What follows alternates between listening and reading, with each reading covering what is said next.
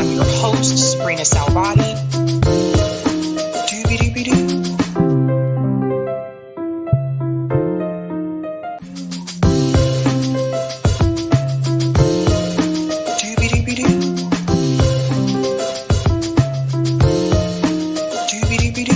I'm your host, sabrinasalvati.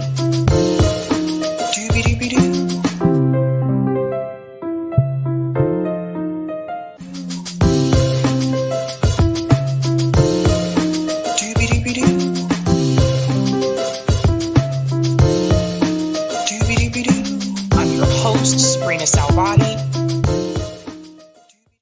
All right. Happy Friday, guys. Welcome to Sabby Sabs podcast. I'm your host, Sabrina Salvati. My special guest tonight is Rick Sterling. He is an investigative journalist, and he also wrote the JFK article that we covered earlier this week.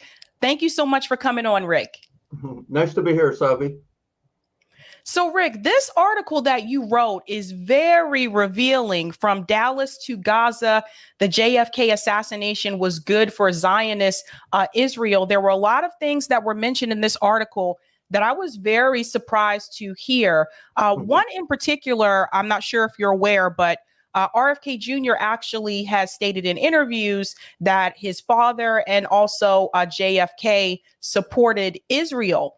But what I noticed in your article is that JFK also supported the Palestinian rights. And I want to talk a little bit about that, where you think his position may be a little bit different from what we've heard with RFK. Yeah, definitely. Well, just to provide a little backdrop on it, I got very interested in JFK some years ago when I read the book JFK and the Unspeakable. And it's a very impressive book, and most people who read it find it really changes their thinking, because it's a revelation to find out the extent of the changes JFK wanted to bring in U.S. foreign policy, especially toward the Soviet Union and the Third World. Of course, there's the famous peace speech at American University in the June of 1963. With the 60th anniversary approaching, we were organizing an event around that, and so I started looking into JFK and doing more documentation on that. And then one thing led to another. I started seeing something that had not been mentioned in James Douglas's book, which was JFK's policy toward Israel. And the more I looked, the more amazing it was. And especially to see the exchange of letters between Israeli Prime Minister Ben-Gurion and later Levi Eshkol and JFK, because although the letters were polite, of course, and diplomatic, there is no mistaking how intense the conflict was, and how JFK was giving an ultimatum, basically. You allow us to inspect the Dimona nuclear development facility, which was then under construction, or relations with the U.S. are going to be seriously jeopardized. And then I started looking in some more, and I learned that at that time, the State Department policy was to support UN Resolution 194, providing the right of return for Palestinian refugees. And looking into it more, I learned out that the JFK Department of Justice was insisting that the Zionist of America organization, which is the parent of AIPAC, it was insisting that they need to register as foreign agents with the U.S. And not only that, relations with Egyptian President Nasser. JFK wanted good relations there. So it was kind of it was a revelation to me to learn the extent of the commitment there. At that time, the U.S. provided zero weaponry to Israel. They provided food aid. So these were all things that are they were new to me, and I think they're new to many people. And it was a critical time. And then subsequently, everything changed after JFK died. I want to dive into the nuclear weapons site, because one of the things that I noticed throughout the article, JFK felt that there was a need for him to actually visit that site. And there seemed to be tremendous pushback from Israel. They seemed to come up with all these different excuses, basically stalling that visit. And then before you know it, JFK was assassinated.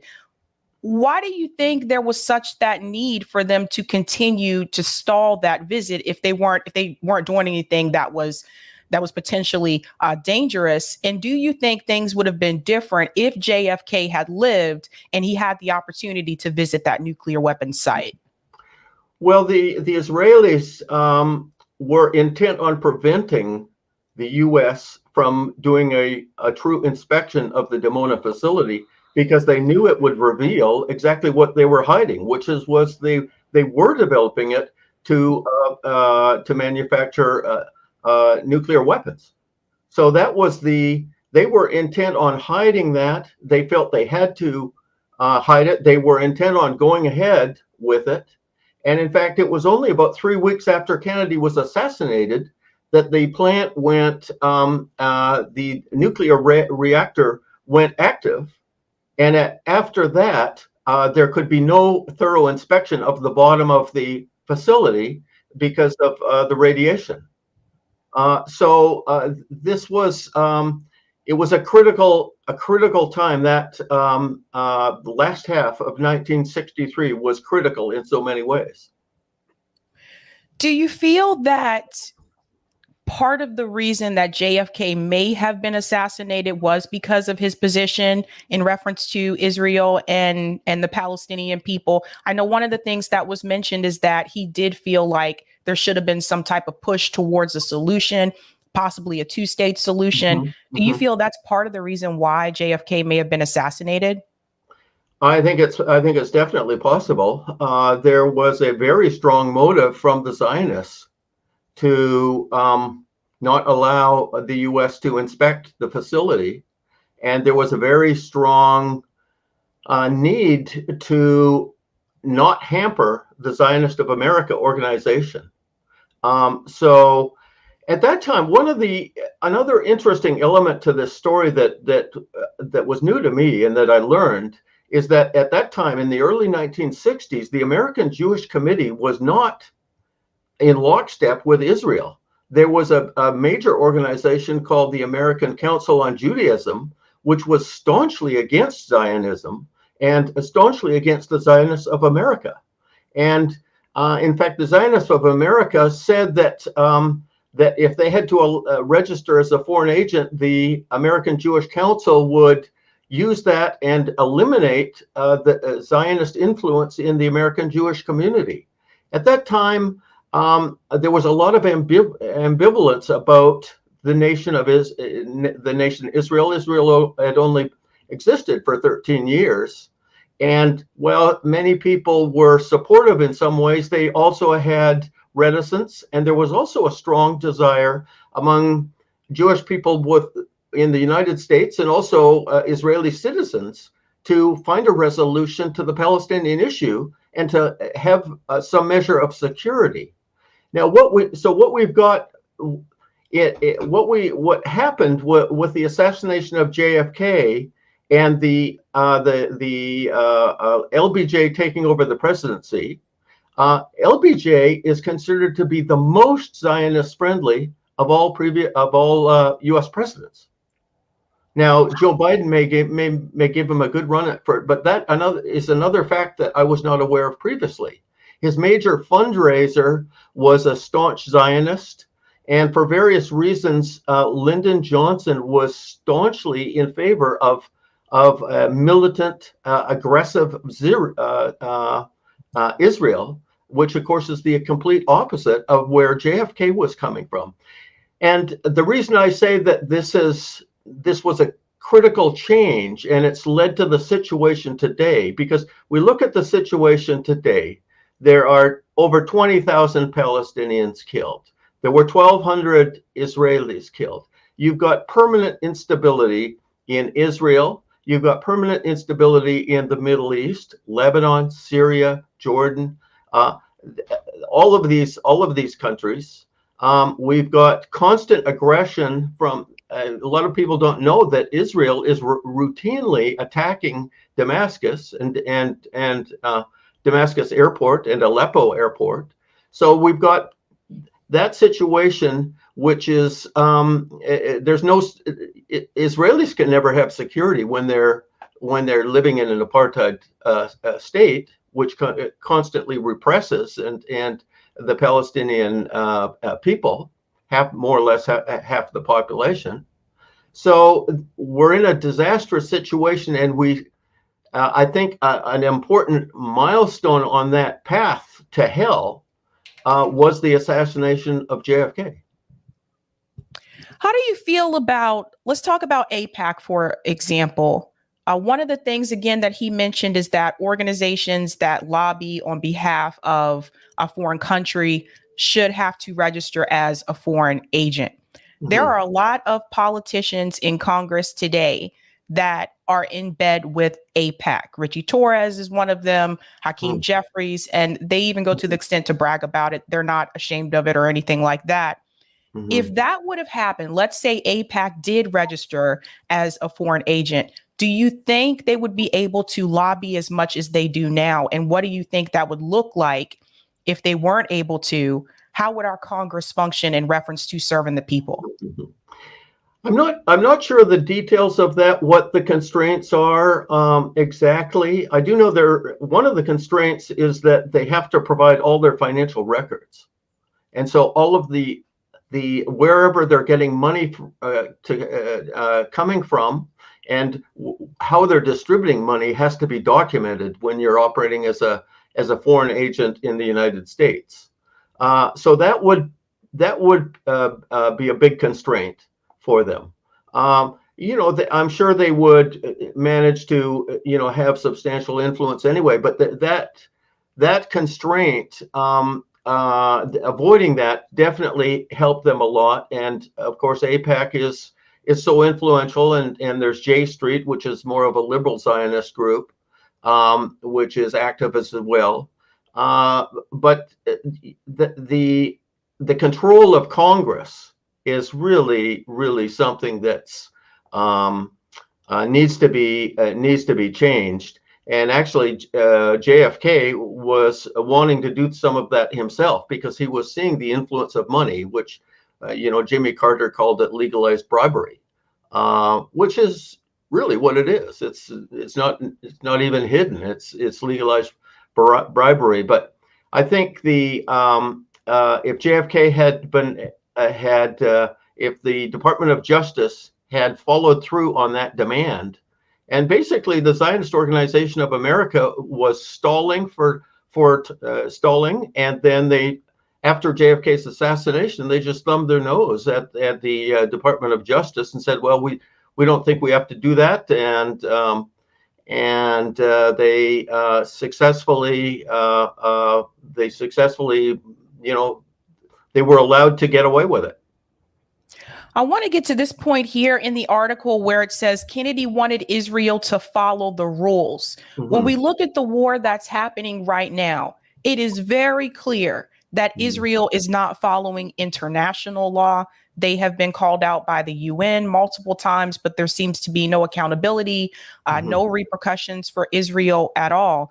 Yet, it seems like, especially for those of us that have been to the protest, if you say this, if you calling for a ceasefire, which seems to be more accepted by some now, but I remember for those of us that were asking for that earlier on, we were told that we were anti-Semitic. But here you had JFK saying that he wanted Israel to follow the rules. Mm-hmm. Absolutely. Well, this is another symptom of of what's happened and how twisted and distorted it's become. Like in the 1960s, it was very, very clear that a lot of Jewish people were not Zionist, and there was anti-Semitism and there was anti-Zionism. There was no equivalence between them, and yet just a week ago or 10 days ago, there was a congressional resolution passed declaiming the spread of anti-Semitism, which directly equated. They said anti-Zionism is anti-Semitism. That is just a big lie. That's right. And even this piece in the article where it says JFK supported Palestinian rights. Now, those of us that are calling for the Palestinian people to have some type of self-determination, to have those rights, we're also smeared as anti-Semitic. How many people do you think are actually aware of how JFK felt about this particular issue? Because I was surprised when I read this article, I was very shocked because this is not what I was told. Yeah. I think it's not well known. And that was why I was very interested to research and write the article. Exactly, because it's not well known and it needs to be. What we're seeing now is really the breakup of the Zionist stranglehold on the Jewish community. And I mean, the sequence of events was that after the assassination of JFK, within a few years, Israel managed to create a nuclear weapon. Then they had the confidence and the audacity to launch the attack in 1967, where they took control of Gaza, the Golan Heights, the West Bank, and Jerusalem, and in the so-called Six-Day War. The U.S. was facilitating them, providing intelligence and other kinds of support. Anyway, it was a surprise attack against unsuspecting neighbors. If JFK had been in office, he would not have allowed that to go ahead, and I don't think it would have gone ahead anyway without the support of the U.S. and without them having the nuclear weapon in the back pocket. And then following the Six-Day War, there was a sea change in the where the mythology of Israeli military superiority, there was a massive outpouring of support from American Jewish community, and the anti-Zionist forces within the American Jewish community withered and really went away to some extent. That is being reversed right now. A lot of people are seeing the brutality of Israel and in the American Jewish community, and especially young Jews are saying, "Not in my name. That's not for me. I don't identify that. In fact, I directly oppose it." So I think there's a sea change underway right now, where a lot of people are realizing that Israel has developed all the characteristics of a fascist state. It's got an extreme ultra-nationalism. It's got a belief in ethnic supremacy, Jewish supremacy. It's got a reliance on militarism and force, and it's got a lack of concern for the victims of their brutality. So it's not only an apartheid state, which all the leading human rights organizations have said it is an apartheid state. Now it's becoming a fascist state. And I think this is what JFK was afraid of. When you mentioned here, Kennedy tried to stop Israel's nuclear program. Somehow we went from that to Israel developing the Iron Dome to the statement, Israel has the right to defend itself. And that statement's been around before October 7th. And this is just very telling, this idea that you have the right to defend yourself, but you're not allowed to say, well, Gaza has the right to defend theirself, or the Palestinians in the West Bank have the right to defend theirself, as if they're just supposed to remain occupied and oppressed. Yeah, exactly. Yeah, they're not defending them. It's not defending itself. It's defending its occupation. It's defending its apartheid, or it's defending its imposition of a concentration camp on 2 million people in Gaza. That's what's, that's what it's defending, and it's indefensible. I want you to hear something that Oliver Stone said in reference to this particular issue. Jose Vega actually had an interview with him recently. This is Oliver Stone on Netanyahu. He talks about how he met him years ago and he interviewed him when he was out of office. I want you to hear what he says about the goal of Israel. Do you know that John Kennedy was very much opposed to Israel getting them bombed? He nixed it. He absolutely nixed it. He did not, and he was coming over to make the inspections very rigid. They were building the factory at Dimona. That was a big issue. Kennedy was killed. Lyndon Johnson signed off and let the Israelis do what they want. They opened the Dimona facility in 1968. Americans didn't even know because Johnson put out a directive. He said, don't talk about it. So to this day, I mean, Americans, some of them don't even know that they illegally have the nuclear bomb. So that complicates the whole issue. Who's going to turn over? You see, that's enriched uranium. That's very dangerous. We're talking about low energy, low radioactivity. We're talking about 2-3% uranium that's enriched, and that's all we need for energy. So the Israelis are not good for this. This is something that would be, I mean, they could do it, but they don't want to mix up their, they want the highly enriched uranium. That's all that interests them. They want the bomb because they want to fucking blow up Iran. That's their only interest, I think. Mm-hmm. And Netanyahu's a madman. And I repeat that, to me, he's a madman. I met him years ago. I interviewed him when he was out of office. And I thought he was a madman then. And I think he's gotten worse and worse and worse. He's truly. Okay, that piece right there where he mentioned that he feels that their goal is to destroy Iran. And I want to get your take about that. Mm-hmm.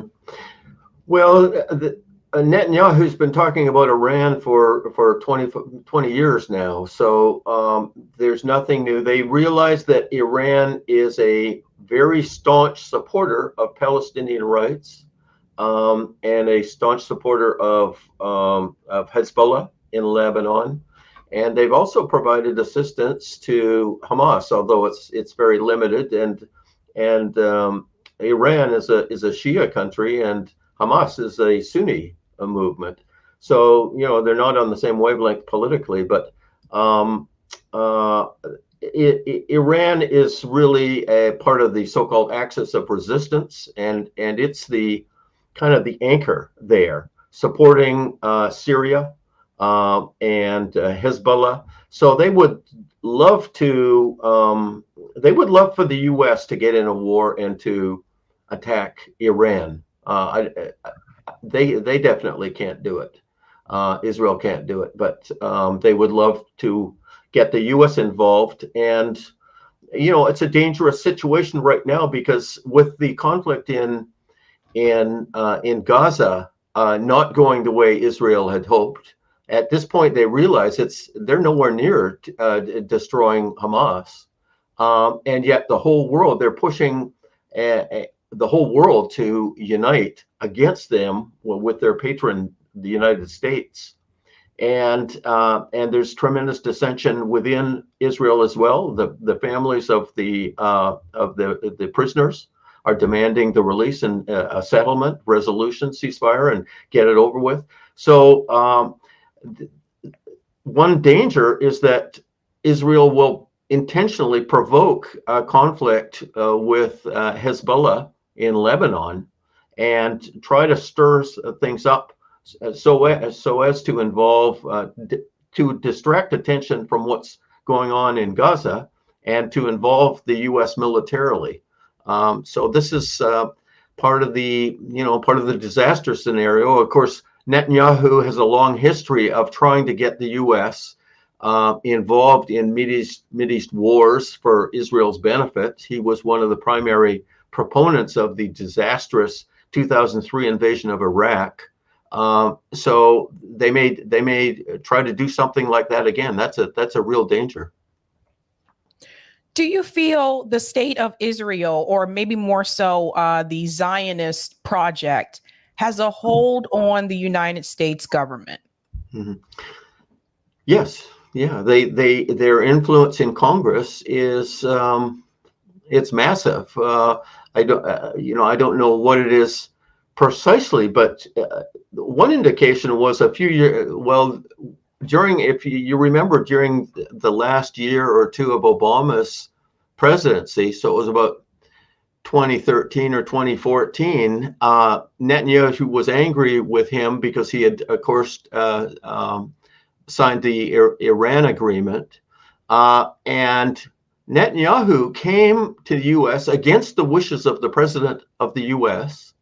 and delivered a speech before both houses of Congress and got standing ovations, probably the most, or I think somebody said it was the most standing ovations of any speaker that year in Congress, both Democrats and Republicans.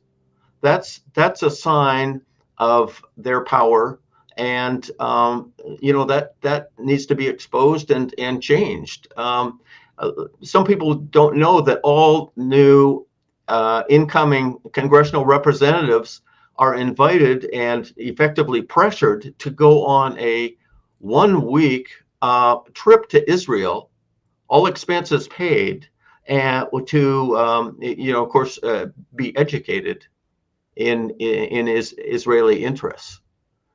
They don't talk about it because it's pretty embarrassing. Right off the bat, they're taking a 1-week red carpet vacation. But the corruption, like I was saying, it's legalized bribery, our system, unfortunately. Very interesting. It appears that after the assassination of JFK, Israel became more aggressive. And I know that it may seem like it was a long time ago for some people, but I just want to remind everyone, my parents were alive when JFK was assassinated. Mm-hmm. So it really wasn't that long ago. Mm-hmm. And look how much the state of Israel has done since then. The illegal settlements in the West Bank, driving the Palestinian people out of their home, occupying people in Gaza, limiting their access to water, giving them dirty water, limiting electricity, which hospitals need to use electricity. So much has happened in that short amount of time. This isn't like, it's different. Like if I talk about slavery, because that's like hundreds of years ago. But when we're talking about the state of Israel, the creation of Israel, the Nakba, and moving forward, and then the assassination of JFK, that really was not that long ago. And this is what I want people to fully grasp. Like a lot has happened in a short amount of time. Yeah, exactly. And my South African friend Mpo, I was in Syria with Mpo, and the South Africans say that apartheid against Palestinians in Israel is worse than apartheid in South Africa was. This is a representative from the African National Congress. So it's really severe, and I think it's there's no security for Israelis. They're sitting on a perpetual powder keg. And it's like Professor Mazen Kumsia said, the uprising on October 7 was totally predictable. You can't compress people in a prison camp, in a concentration camp like that for year after year after year and not have an explosion at some point. So it was inevitable, and there's no solution to it. Israel says they want to eliminate Hamas. You can't eliminate Hamas. That's a movement. What they're doing is killing as many Palestinians as they can. There's over 20,000 that are named killed. That's not counting all the ones who are unnamed under the rubble. That's not counting all the 100,000 who are injured, some of whom will die because there's no hospitals. That's not counting all the disease. So it's a tragic situation that could have been possibly avoided if JFK had lived and won a second term in 1964. He would have been president until 1968. He was trying to chart a new U.S. foreign policy. He wanted Israel to come to a resolution of the Palestinian refugee issue. And if they had done that, if they had not got the nuclear bomb and waged their aggressive attacks on neighboring countries, who knows? Things could be very different. I agree. Another thing I wanted to mention as well, moving forward, this idea of a two-state solution. Mm-hmm. So Netanyahu has gone on record saying that he does not support a two-state solution. He's been saying this since the 1970s. After this war ends, what do you think? Where do we begin? What are the next steps? Because I have the feeling that I have is that Gaza is going to be destroyed, and what's left of the people there are going to be forced to go somewhere else. Now, I've heard stories about refugee camps in Lebanon. Israel takes over what's left of Gaza. They do redevelopment there. And then they start to focus on the West Bank and they remove the rest of the Palestinian people that are there. And next thing you know, this is part of the greater Israel. What do you think is going to happen? And where do you think the U.S. government will land on this? Mm-hmm. I think definitely Netanyahu and the people in his organization and the even further right, they want to eliminate the Palestinians. They want to carry out Nakba 2. They wanted to push all the people in Gaza into the Sinai, across the into Egypt, never to return. And then they'll escalate the pressure and making life more and more unlivable in the West Bank. But I don't think they are not going to succeed in that. Egypt won't allow it. Jordan won't allow it. Even the U.S. realizes this is one step too far. They can't allow that. It's too blatant. And right now, the U.S.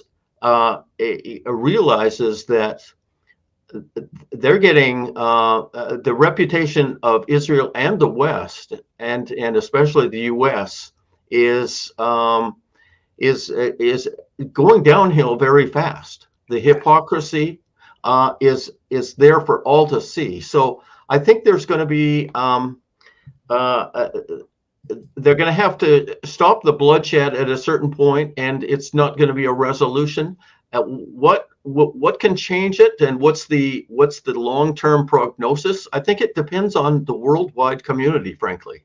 Just like in South Africa, it took a massive international movement to put pressure, to boycott, to pass sanctions on South African apartheid.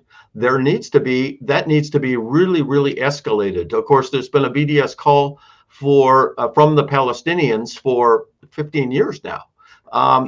It needs to be really ramped up and escalated to a much, much higher pitch. And I think that's totally possible right now, because the massive outpouring in the streets and the massive participation of young people, the leadership of young people all over the world, the involvement of the Jewish community, this really gives me a lot of hope, actually. It's going to take a massive international effort in support of the Palestinian cause. Rick, why do you think that, given what we know now about JFK and his position on Israel, why do you think that RFK Jr. is so staunchly supporting Israel to the point where it's painful to watch, to be honest with you? He has gone as far as to smear the Palestinian people. I'm not sure if you saw the interview that he had on Breaking Points, but he said that Palestinians are the most pampered people in the world. Why do you think he has this position? I have some people say it's his chief advisor is there's a rabbi who's his chief advisor who's also given him his education on the Middle East. But it's bewildering to me, because on many issues he comes across as quite well informed and intelligent, and even on the issue of Syria and the U.S. support for the quote unquote moderate rebels who were basically terrorists. He had a good position against U.S. intervention, against U.S. bases in Syria. So why he is so out to lunch on Israel to an absurd extent is a mystery. Yes, and he even refuses to have this conversation with people who want to educate him about it. Max Blumenthal has offered to have this discussion with him. He's not willing to have this discussion with people, particularly on the left, that support the Palestinian struggle. And it's very strange, given what I know now, thanks to your article about JFK. And if I know this, if you did the research, you looked this up, if I know this now, and you know this, I'm pretty sure RFK Jr. probably knows this too.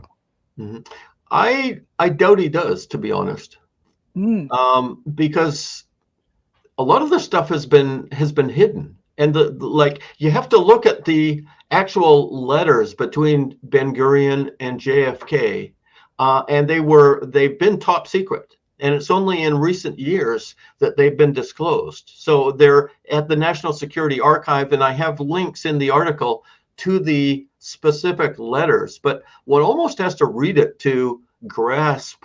And as soon as you do read it, it's very easy to see, wow, this is an intense conflict.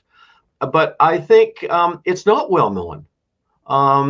For example, the book that I was telling you about, which is so outstanding in many respects, JFK and the Unspeakable, there's nothing on Israel in there. Now, he does do a good job of documenting JFK's policy of friendship toward Gamal Abdel Nasser and the support for Algerian independence, but the points we're bringing up here about Israel are not in the book, so it's really not well known. Even when it comes to, I remember when we learned about JFK in school, this was never mentioned about JFK. Yeah. So it's really interesting. It's great that these documents have been unsealed. And I really do believe, like, reading over this, I really do believe like this is part of the reason that JFK was assassinated, in my opinion. I thought of other reasons before. I thought like maybe because he wanted more like social programs. I know he gave a speech about that before, but now that I know this, I feel like this might be more so the reason. Yeah. Yeah, it's definitely the case. This was a big, the Zionists in Israel had a huge motive to see JFK gone. Based on what you have discovered, do you believe that Lee Harvey Oswald killed JFK? Oh, absolutely not. There's many books on this, but the JFK or the James Douglas book has just amazing detail there on that, showing that that's completely bogus. He was just what he said he was. I'm a patsy. So there were other people, and we put on this program recently with a couple of the national experts, Dr. Gary Aguilar and Bill Simpich. Did a nice presentation here in Walnut Creek to a good audience, documenting how that false narrative. No, the kill shot was from in front, from the grassy knoll, and there's a lot of evidence to support that now. Awesome. Well, Ray, thank you so much for your time. Not Ray, excuse me, Rick. Thank you so much for your time. Also, where can people find your work? I'm published at antiwar.com, LA Progressive, Dissident Voice, Global Research, and other publications. El Mayadeen as well in the Middle East. Awesome, Rick. Thank you so much. Okay, nice. Thanks, Sabby. Bye. Bye-bye. All right, guys, Rick is awesome. So you finally got to meet the gentleman who wrote that article that we talked about a couple of nights ago. I will make sure I'll put the link to that article in the chat one more time, just so if you didn't get a chance to do so, you can read that article yourself. Also, those letters, the documents that he was referring to are also in that article, so you can look over the actual documents yourself. Really interesting information there. Rick's out there doing the damn thing. All right, guys, if you have not had a chance to do so, go ahead and smash that like button for me. Thank you very much, guys. We do have 3 other stories that I want to cover tonight. And we'll get to Rockford in a second, Eric. But let me go ahead and give a shout out to everyone who is a Sabby patron. Thank you guys so much for your support. You're out here doing the damn thing, holding down the fort. If you're interested in being a Sabby patron, I have 5 categories: Ultimate, Sabinators. There's also Sabsters, Sabbies, and of course, members. All of their names are listed here. You can also see their names scrolling across the bottom of the screen there on the ticker. And I want to give a special shout out to new Sabby patrons. Over here, we call them newbies. Let's give it up for Jenna. Jenna. I like that name. Just make sure I close out my other screen. There we go. All right, let's go ahead and do Rockfin, Eric, and then we'll get into the other stories. Thank you so much for the tip on Rockfin, JVB. Great interview, Sabby. Very informative. Thank you. Thank you so much. Okay, what else are we going to discuss tonight, guys? Get ready. We're going to get some laughs in tonight, okay? You guys ready to laugh? A lot of our stories over the past, I guess, like couple of weeks have been pretty heavy, but we're going to have some laughs tonight, okay? So get ready for it. Tonight, we are discussing Brianna Joy Gray versus Alan Dershowitz. Oh my God. If you have not seen this debate, get ready, okay? Get comfortable, get popcorn, whatever you need. This is a really good discussion. We're also going to discuss Norm Finkelstein debunks Bill Maher. Yes, it's cringe, it's bad. Bill Maher has really incredibly bad takes in reference to Israel and Gaza, and Norm Finkelstein has a message for him that we're going to discuss. If you have not heard as well, Richie Torres was confronted yesterday. We're going to get into that. We're going to talk about the activists that were a part of that event. And there's something else that I want to reveal about Richie Torres that you may not be aware of. We'll get into that tonight, thanks to Case Studies QB. And of course, Rick Sterling was just here to talk about the truth about JFK and Israel. Let's get into it. We're going to get started with this story about Brianna Joy Gray and Alan Dershowitz. An interesting discussion on Rising. They actually started off this conversation talking about Colorado removing Donald Trump from the ballot. But then they started to get into Israel and Gaza. And if you haven't seen it, you're going to see it now. So we're going to focus on this discussion that they had about Israel and Gaza, where Brianna Joy Gray actually catches Alan Dershowitz in a lie. And he wasn't too happy about that, okay? Let's go ahead and get into it. By the way, I want to comment a little bit on Jewish Voice for Peace and Jews. Jewish Voice for Peace is not a Jewish organization. It's a fraud. They're mostly non-Jews. They're radical revolutionaries, and they use the word Jewish, but they're not Jewish. And we're just going to stop it right there and jump right in, okay? First of all, I have met members that are a part of Jewish Voices for Peace. Every member that I have met is Jewish. Does it mean that there may be people that are a part of that organization that are also not Jewish? Yes. So what? So what? The other point that he made, Alan Dershowitz said they are radical revolutionists. What's wrong with that? He says that as though that's a negative thing. What's wrong with being radical? What's wrong with being revolutionary? I would say at this point in time in this country, that's what we need. We need people who are radical. We need revolutionary voices. The status quo has not been working for many of us, particularly those who are middle class, those who are working class and those who are poor. It has not been working for us. So I think we need radical revolutionaries. Let's continue. Now, all of a sudden, he's saying they're not Jewish. Okay. Same thing as maybe 1% of Jews support Hamas, but they're vocal and they use the word Jew when they go and they protest. But don't be fooled. A Jewish Voice for Peace is not Jewish. It has no voice and it doesn't favor peace. But I think an insurrection requires violence. What you're describing is a legal tactic.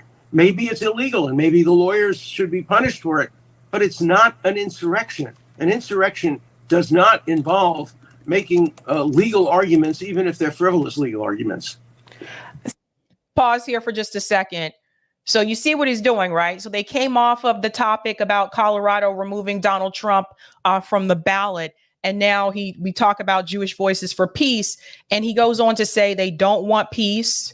They're not Jewish and they don't have a voice. Okay. They do want peace. He went on to say they support Hamas. I have never heard them say any of these things. At every one of these protests that I've been at, and there have been members that are part of Jewish Voices for Peace there, I have never heard them say that they support Hamas. I've heard them multiple times call for a ceasefire, calling for peace. But this is Alan Dershowitz doing the Zionist narrative. See, he has to go into all these shows to try to spread the propaganda. That's why you see him on Twitter every other day calling people anti-Semitic that are not anti-Semitic. This is why you see him popping up on Piers Morgan's show. This is why he's going on to Rising. He's trying to spread the Zionist narrative because, I told you this before, mainstream media and Zionists have lost control of the narrative, and that scares them if they are not in control. So they send people out like Alan Dershowitz, another puppet. That's what I call it. Another puppet, friend of Jeffrey Epstein, claims that he was on the island, didn't see anyone underage, said he got a massage, but it was from an older woman. That was during his interview with Kim Iverson. It was interesting because Kim Iverson didn't even ask him about that. But he volunteered that information. Kind of felt a little guilty to me, you know? So just remember who she's talking to here. Friend of Epstein. So for one, I have interviewed leadership at Jewish Voice for Peace, both Jewish. One woman's father is a religious figure, a rabbi, I believe. I have spoken to many members of Jewish Voice for Peace who are themselves Jewish. And I would agree with you that most Jewish people, of course, don't support Hamas, but neither does Jewish Voice for Peace, which is very specifically advancing a demand for a ceasefire after 20,000, again, civilians have been killed. Notice this part. I told you this happens with a lot of the Zionists, right? Anytime you start to say that people are supporting a ceasefire, anytime you try to debunk what they've said, they try to interrupt you. Again, this is to control the narrative. Notice that she didn't interrupt him. And I've seen this in every interview. They all have done this. In Gaza. Go ahead. Jewish Voice for Peace started to condemn Israel and blame Israel for the rapes and murders before Israel fired a single shot on October 8th. It's in my book. I wrote a book called War Against the Jews. I document Jewish Voice for Peace. Notice he's starting again with what happened after October 7th. Okay, so you have to remember the state of Israel. Again, they removed Palestinian people from their home, occupied them. There were also there were reports coming from the West Bank and from Gaza of Palestinian women saying that they were also sexually assaulted, that people were tortured. They were kidnapping people's children and putting them in prison. By the time they were released, these people never looked the same. There's pictures you can see it all on Twitter. There's pictures everywhere, all over social media. So notice again, that's again a part of the Zionist playbook to start with October 7th, because that is what fits their narrative. They don't want to talk about what happened before that. When you push them to talk about what happened before that, they use this line. The Palestinian people had the option for a two-state solution multiple times. He's going to use that line too. Watch. Anything to take the pressure off of Israel. It started blaming Israel for the rapes, the murders, and the beheadings on October 8th. The ceasefire is just something that they've come to lately in order to increase their power. They are pro-Hamas. There's absolutely no doubt about that. Ask the Anti-Defamation League. It's an anti-Semitic organization. With another Zionist talking point. He is quoting the ADL. The Anti-Defamation League is a Zionist organization. I have to be very clear about that so people understand that. The name is Anti-Defamation League, but it is a Zionist organization. So you see what he's doing? The ADL said it, so it must be true. Okay. Again, no proof that they support Hamas, but he claims that they do. the name Jewish. And when they interview you, they send their 4 or 5 front people who are Jews to persuade you that it's a Jewish organization. But it's not. It's a fraudulent organization. So there's only, according to Alan Dershowitz, there's only 4 to 5 people that are a part of Jewish Voices for Peace that are Jewish.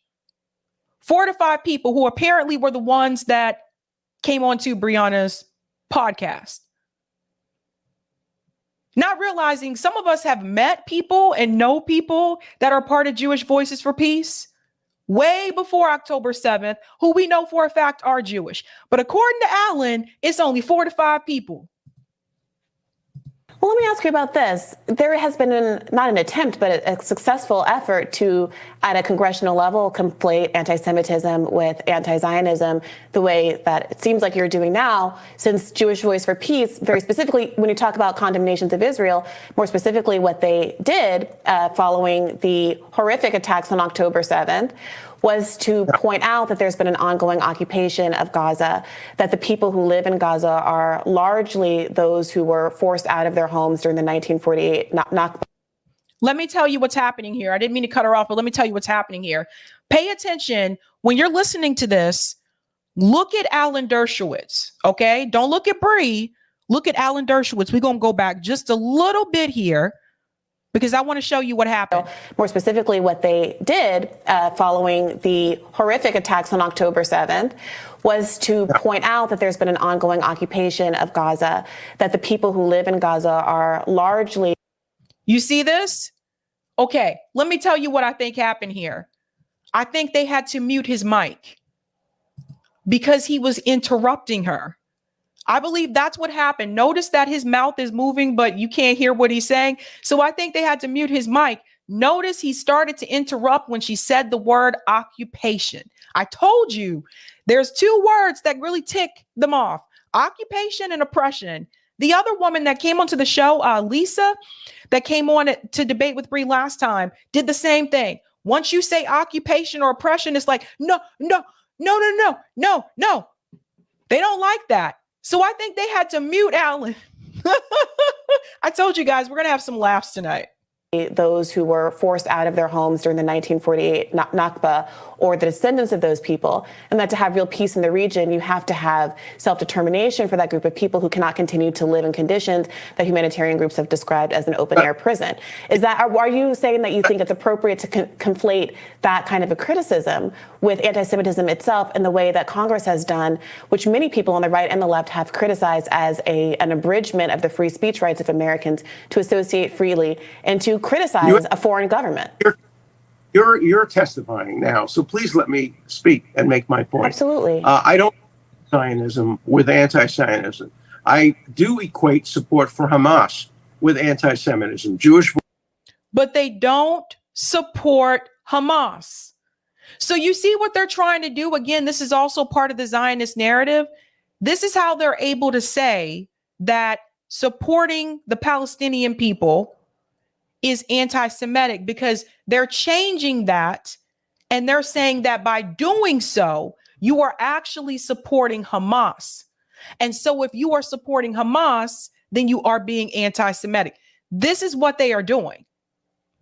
They're all doing this. Barry Weiss, Alan Dershowitz, RITCHIE TORRES, Hakeem Jeffries, they're all doing this. They're all a part of the Zionist playbook. Voice for Peace supports Hamas. They praise Hamas. They think the rapes and the murders were good things. And the National Lawyers Guild praised Hamas. And These are all lies. These are all lies. 33 Jewish groups at Harvard, groups at Harvard praised Hamas. Praising Hamas is anti-Semitic criticism. Can you provide a citation, Professor Dershowitz, for that proposition that Jewish Voice for Peace praised Hamas? See what happened? I think they muted him again because he was trying to interrupt. Oh my God. You're dominating this conversation. You're going to let me finish. I am in favor of a two-state solution. I have been critical of Israel. I am a Zionist. I don't believe that anti-Zionism is necessarily equatable to anti-Semitism. Let's go ahead and debunk what he just said. He said he believes in a two-state solution. He said that, but he is a Zionist. And he said that he's been critical of Israel. That doesn't make any sense. See, he's starting to get very flustered. He's angry. He's saying that she's dominating the conversation because he wants to dominate the conversation. It's not about what Brianna is saying. It's not about her taking over this part for herself. This is about the fact that she brought up things that really tick off that playbook, which is the occupation, the oppression. And also she asked him, do you have a citation to prove that Jewish Voices for Peace support Hamas? That's a simple question. He's going into another narrative saying that she's dominating the conversation. Let's see if Alan has a citation. But it often is when you combine it with pro-Hamas sentiments and support for butchery and murder. Yes, then it becomes anti-Semitism. I didn't mean to interrupt you, but I would like to ask Well, if you have I apologize for that, Professor Dershowitz. So perhaps you could provide a citation for the proposition that Jewish Voice for Peace praised Hamas, in your words. That's a very specific allegation for a Jewish group that I am very familiar with, have interviewed with at length, and have never seen any evidence of the like. Book is in my book, and the quotations and the statements that were made and the signs that were held up at Jewish. Pause. Okay, so in other words, he can't. He said, read my book. Your book is not a citation. So we're supposed to just believe what you wrote in your book. Okay. I've seen it with my own eyes. My eyes. That's my citation. Now he goes into talking about the signs that he's supposedly seen from Jewish Voice for. Listen to this one. This is where I think she really catches him. Jewish Voice for Peace praised Hamas, in your words. That's a very specific allegation for a Jewish group that I am very familiar with, have interviewed with at length, and have never seen any evidence of the like. Book is in my book, and the quotations and the statements that were made and the signs that were held up at Jewish for Peace demonstrations have praised Hamas, have supported Hamas. And they're fooling you. They're sending you the 6 Jews in the organization to fool you. They're not sending you the hundreds of radical socialist non-Jews who. What's wrong with being a radical socialist? Like, these are not bad things, Alan. That's a big part of the problem. And 2, now all of a sudden it's not 4 to 5 real Jewish people that are part of Jewish Voices for Peace. Now it's 6. The number just keeps changing, Alan. I wonder why. Who formed this revolutionary group that really, in the end, wants to overthrow the government of the United States. And they were very clever. They used Jewish Voice for Peace to pretend that Jews somehow support Hamas, and they don't. So, Professor Dershowitz, is your contention that you have a book and a citation in front of you, but you're unable to give an example of Jewish Voice for Peace actually condemning Hamas? Boom. You see what Alan's mistake was? Alan actually had the book with him and he held the book up, but he still couldn't provide the citation. I just, again, he's a professor. He thinks he knows what he's talking about. By the way, faculty, they don't like it when you push back on them like this. I worked with faculty for years. They really don't like it when the thing that they're thinking in their mind is, how dare this person who doesn't have my PhD and didn't do all the research that I doesn't know about my thesis or my dissertation. How dare they try to challenge me and tell me that I am incorrect?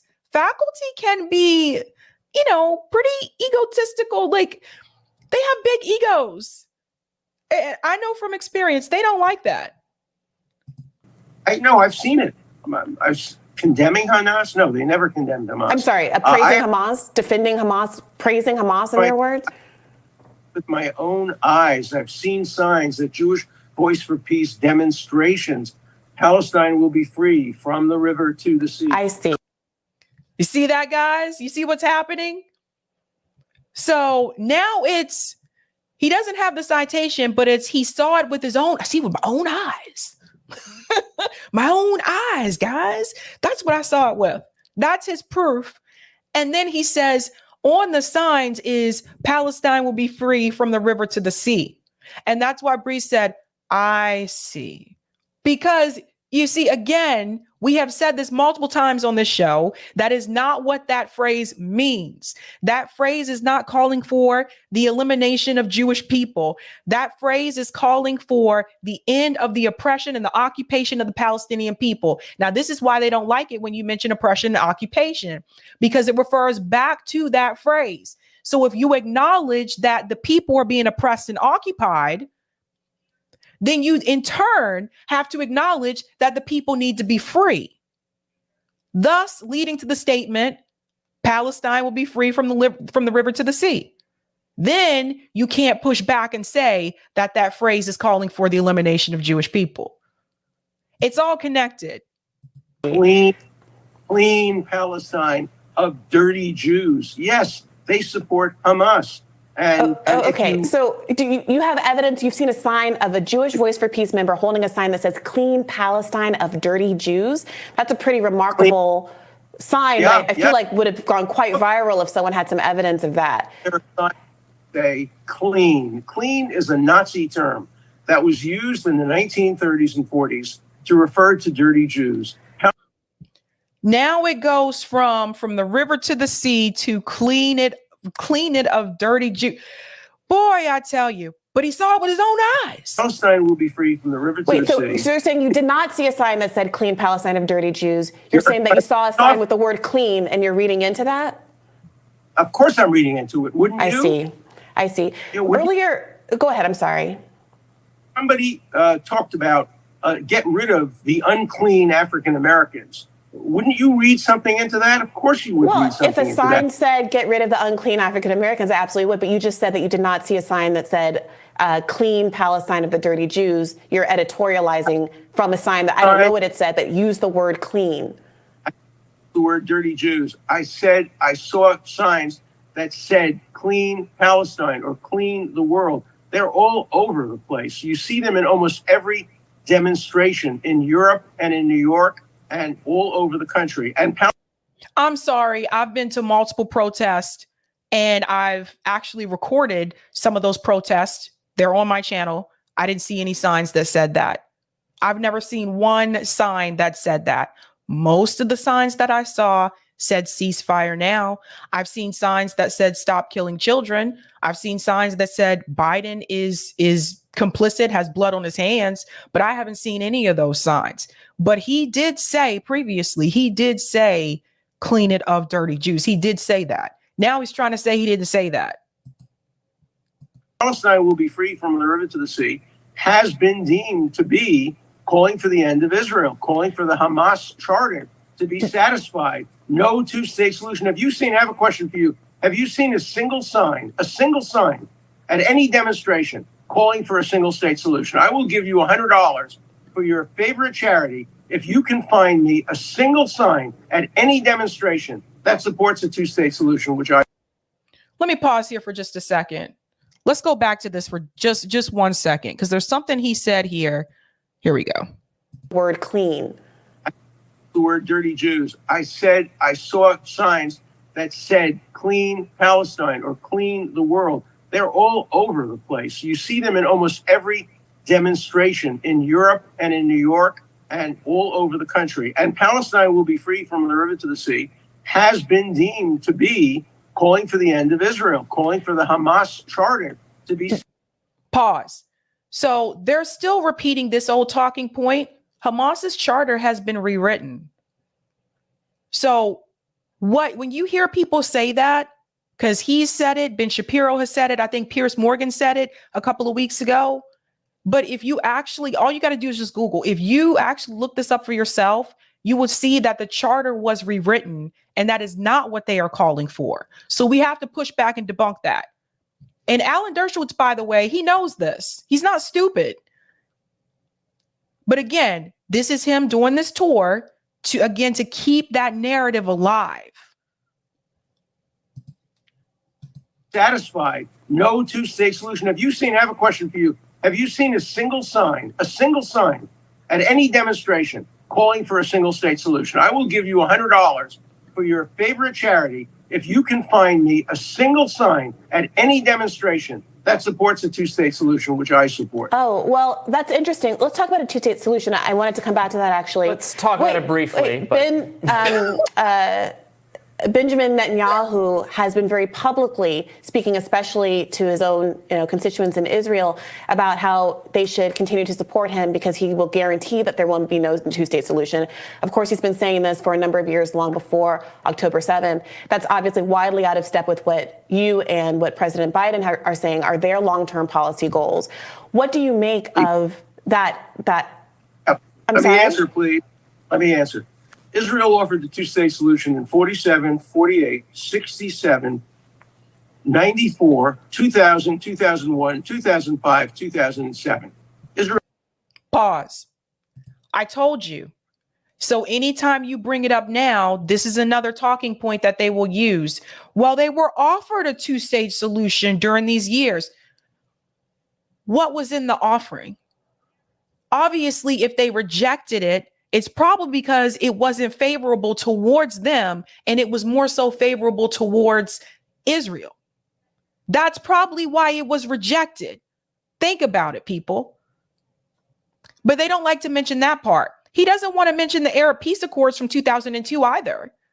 Notice they always skip over 2002, and Israel rejected that one. Israel has repeatedly offered a two-state solution. The Palestinians have said no. I sat down with Abbas in Ramallah, and I said to him, if you say that you would recognize Israel as the nation state of the Jewish people, I will make a phone call right now to my friend Benjamin Netanyahu, and I will get him to agree to a two-state solution. But they have to. So he just admitted to you guys that Benjamin Netanyahu is his friend.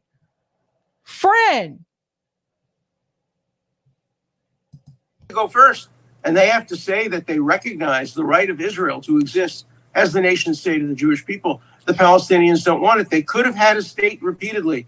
They are the worst candidate for support. The Kurds couldn't have ever had a state. The Uyghurs couldn't have ever had a state. The only reason Palestine gets so much support is because they're alleged oppressors of Jews. It is anti-Semitic to the core. The Palestinians are lucky that they are allegedly oppressed by Jews. If they were... Hold the phone. Let's think about what he just said. We'll go back and check that just a second, but I want to say this. First of all, when people have been removed and you've occupied them for all these years, you took their home, then you have the audacity to push back because they don't want to accept what you're offering them, which is less than what they had before. At one point in time, Palestinians and Jewish people actually lived side by side. They live side by side. So you kick these people out their home, you take their homes away from them, and then you say, you occupy them. Then you say, how dare you not accept this contract that I'm presenting before you, which is going to benefit me more than it's going to benefit you. Right? Now he goes on to say the craziest thing, that they should be happy. The Palestinian people should be happy that they were oppressed by a certain segment of people. No one should be happy to be oppressed. No one should be happy to be occupied. Alan, see, these are the type of people that were hanging out with Epstein. This is one of Epstein's friends. They're all crazy. You sat there, Alan, and you said to a black woman They should be happy that they were oppressed by the Jewish people.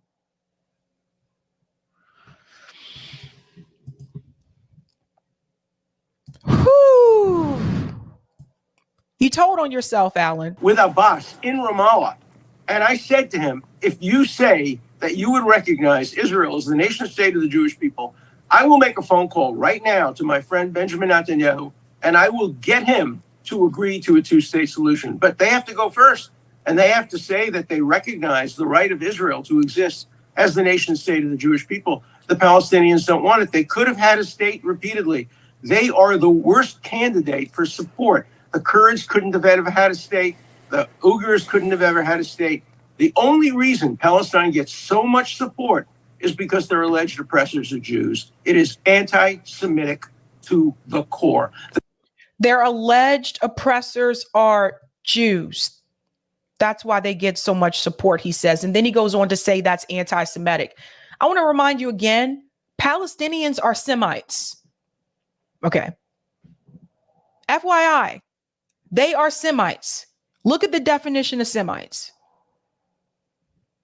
And people like Alan Dershowitz need to stop pretending like they're not. This is one of the things, if I had this conversation with Alan Dershowitz, I would push back. I would tell him Palestinians are Semites. And since he's a professor, I'm sure he has no problem researching the definition of Semites.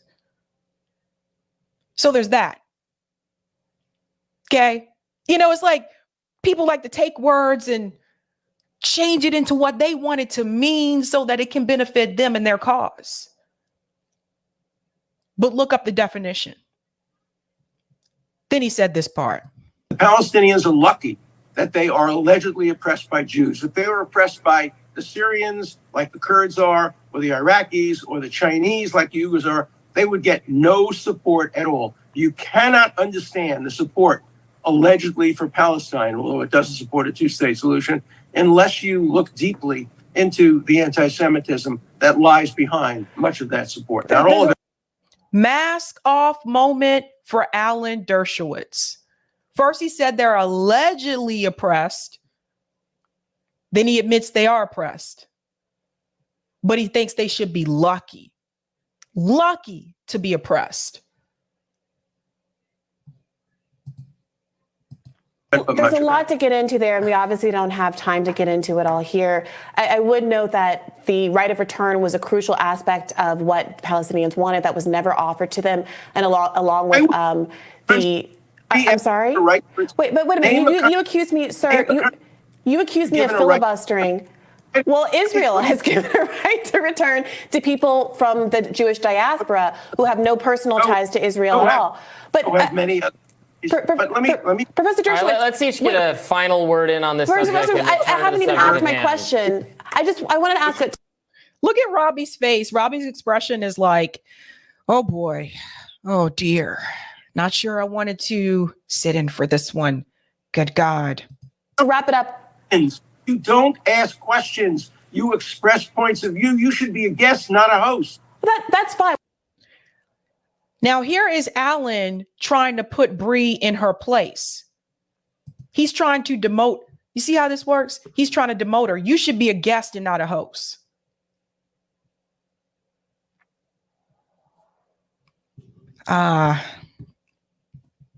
There's so much I could say, Well, that's why I'm going to ask you this following question. Norm Finkelstein who is an expert on this issue, has offered to debate you. If I could just ask this, Professor Dershowitz. His heart. Norm Finkelstein is a trigger word. Every part of his heart to see these murders, rapes. How dare you cite Norman Finkelstein? He's a bigot, an anti-Semite, and a supporter of Hamas. Isn't he? So now Jewish people are also anti-Semitic. You guys see how crazy this goes? You see how far this goes? Okay, so Norm Finkelstein is what over 15 years chronicling like what has happened in Israel over 15 years. His parents were survivors of the Holocaust. But according to Alan Dershowitz, he's a bigot. First of all, dude, you were on Epstein's Island, so cut, okay? He says he's a bigot, And he says that Norm Finkelstein is anti-Semitic. Everyone who doesn't agree with Alan is just anti-Semitic now, including people who are Jewish. Well, no, I actually think that he's a renowned scholar whose parents survived the Warsaw Ghetto and is the foremost authority on what's going on in Gaza. But I wanted to put to you, would you be willing to have a longer form conversation with Norm Finkelstein, either here or in another format of a show, to unpack some of these debates? I already have done that. I did it on the Piers Morgan show, and he just monopolized the whole conversation. He went 14 minutes, and I was given only 8 minutes. Well, I would only do it at a clock and the exact amount of time accorded to everyone. Then I might do it, but I'm not going to do it with getting 14 minutes. I agree. I agree that Professor Finkelstein can be a little long-winded. I would be happy to host an unbounded, time-bounded conversation of that type with the two of you if you were willing. See, I think he may have been muted again.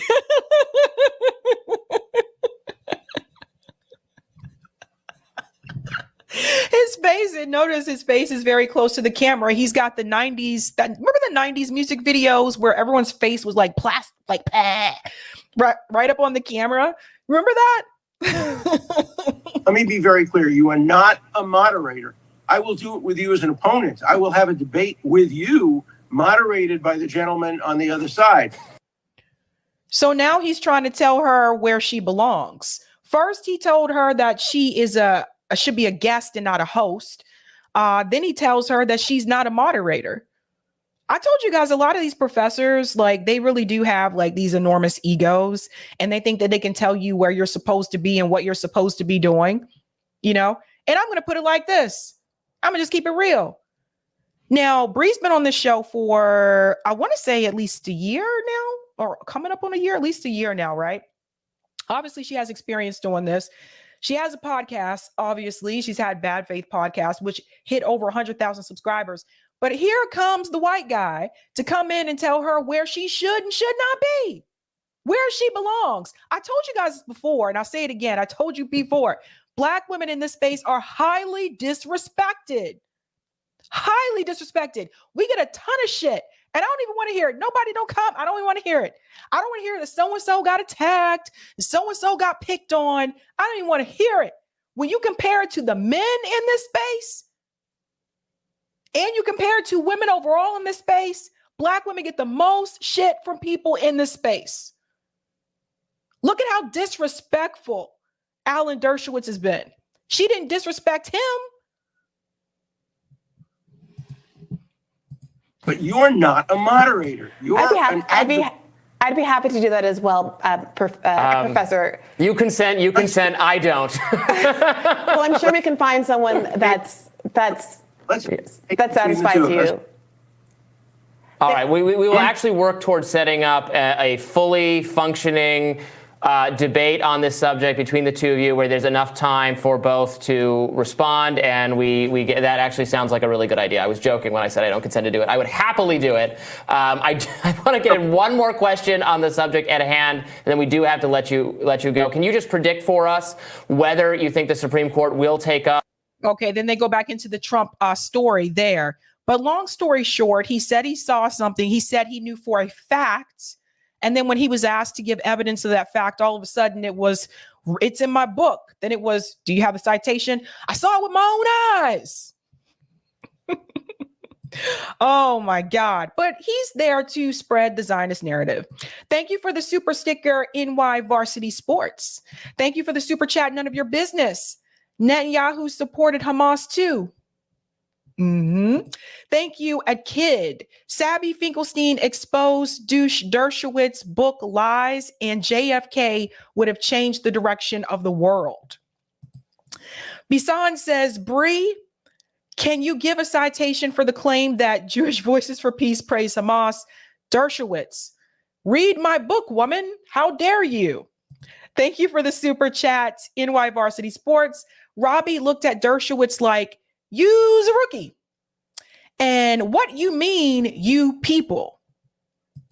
Thank you, Netanyahu ain't shit. Who made this account? Thank you, Netanyahu ain't shit.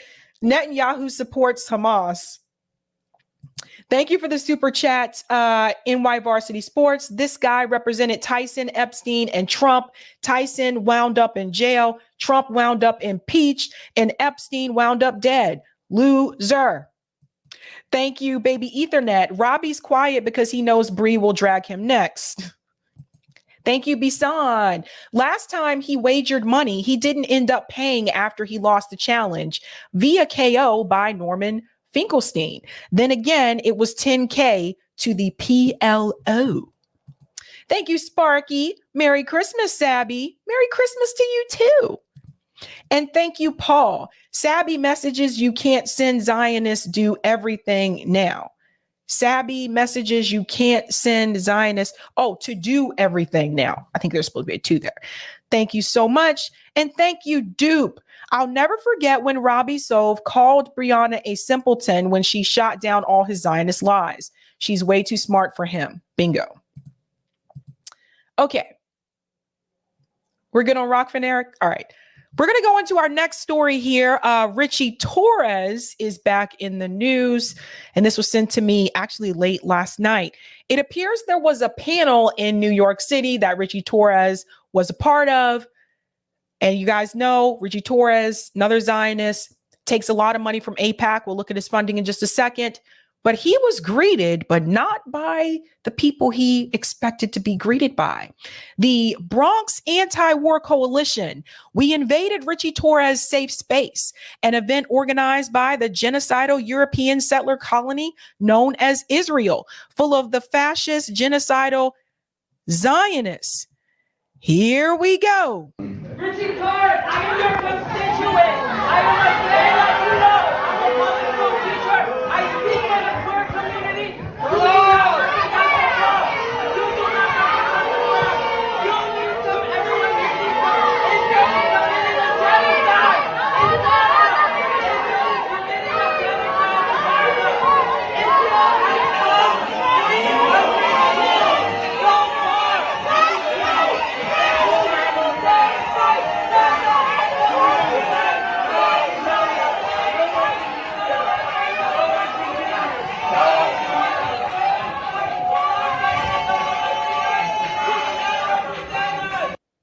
So these are members of the Bronx Anti-War Coalition. They were telling Richie Torres that you don't represent us. By the way, those are his constituents. I've had them before on the show. And one of the things that was pointed out, one of the protesters said, like you, I am also Latino and I am also, queer. And this just goes to show you once again that people like Richie Torres, who basically ran just on those things. He ran on, I'm Afro-Latino, I'm a part of the LGBTQ community. He ran on those things, but he's not actually looking out for those people. Richie looking out for Richie. Richie's not looking out for his constituents. He's not looking out for the working class.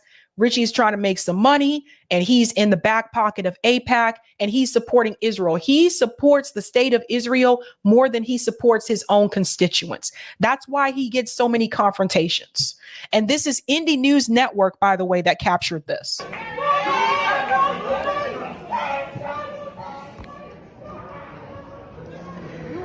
I just think they're so remarkable. You see this? U.S. leadership and the changing Middle East. Richie Torres, Mike Lawler in conversation with Dr. Mijal Bitten, or Biden. I don't know how she pronounces the last name. So that was December 21st. That was yesterday. And Richie is right here. You get it? And changing the Middle East. And when they say and changing the Middle East, it's not to change it to benefit the Palestinian people. It's to change it to actually continue to suppress and oppress the Palestinian people. So here's Richie talking here. They're so remarkably well adjusted. And he is a complete ass. And I don't curse on here a lot, but he blocks his own constituents, guys. He blocks his own. Now, apparently, Katie Halper was also there because she posted the woman next to me was one of them.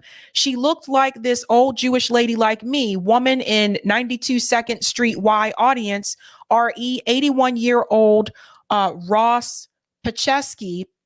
of Jewish Voices for Peace who joined protesters to disrupt chat between genocidal reps Ritchie Torres and Mike Lawler. Again, there's Ritchie there. So let's see what Katie captured. Thank you so much for your work on this really special and important legislation. I'd love to hear from either of you how you're thinking about the Abraham Accords right now, because it's clear that you've both been involved in trying to promote it and amplify it before October 7th, and now we are in a moment when we have Torres, you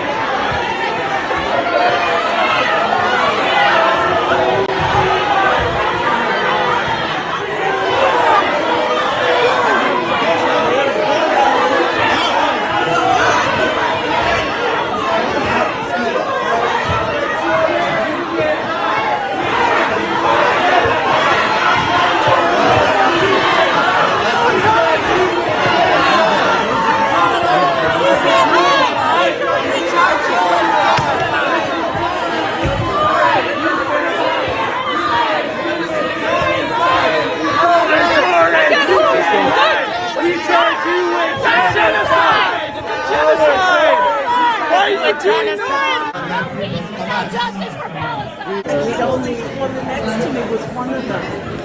I know. She looked like this old Jewish lady. Like me. Yeah, and there's more, folks. There is more. Now, this is from Lucy, who you know as Blue Moon Red Wine. She captured this piece. It says, "We're going to dox every one of you." Now, that statement is coming from we're going to dox every one of you, says a Zionist at Torres Lawler protests. Make him famous. Okay, this piece is really important. It's short, but this is very important because, look, this shows you the ultimate goal. Watch this. Hear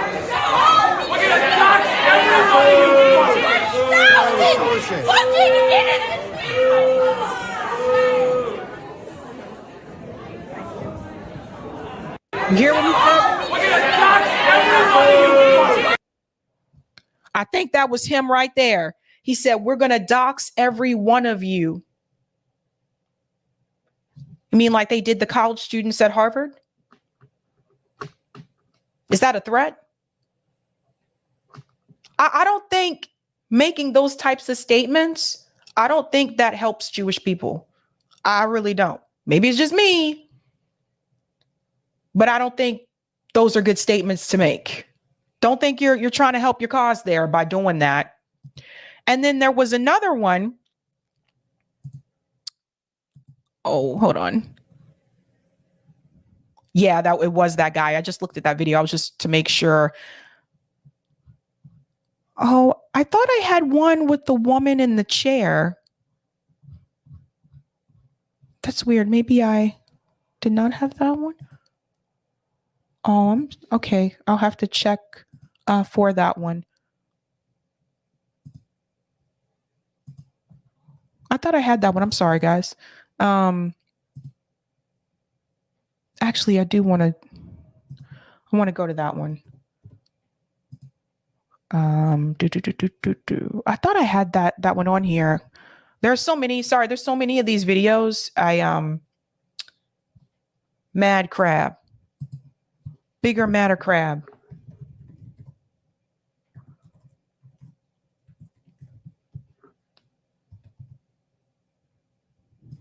I don't know why I can't find you on here either. I record the end thing. Yeah. Okay, I'll just go to. Okay. Sorry about that, guys. I thought I had that. I really did want to play that one. I thought I had the one where the woman stood up in the chair. And now all of a sudden.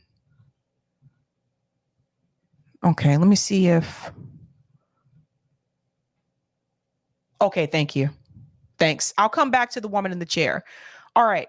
Now, one of the things that was also said, this is from Never Trump, Never Biden. He said, this is what Ritchie Torres is fighting against, the distribution of sanity sanitary napkins, pure evil. And he tagged me in this. That's how I saw this. This is what's happening. Listen to this, guys.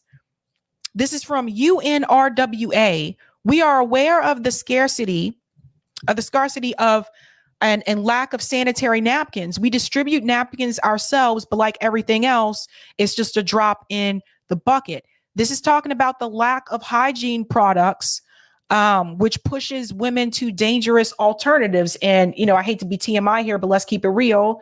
Obviously, people have that time of the month, and there are things that you need to do to take care of that. This is something I think that people may not be thinking about when people are on the run from bombs, like coming at them, and they're sleeping outside. Like, what are the women supposed to do, right? So that's another thing. That's the other thing about the supplies not being able to come in. And then I want to pull up this clip here of the woman that stood up in the chair. She's also a part of the Bronx Anti-War Coalition.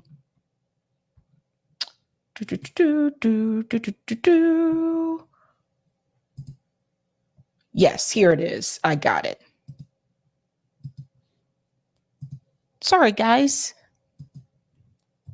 Usually a little bit more organized. It's been a busy time. Okay. Again, so this is from Gajin Girl. As a Jewish woman, I'm so proud to call her a friend. We Jews must stand up against the genocide Israel is committing. And so I wanted to play this clip here. It says, came to hear RITCHIE TORRES and Mike Lahr at the AJC Global event at 92nd Street. The lovely lady was sitting next to me. So this is this woman here. And I just want to take this back. I'll make this bigger. Killer, baby killer, baby killer, rapist. Fuck you!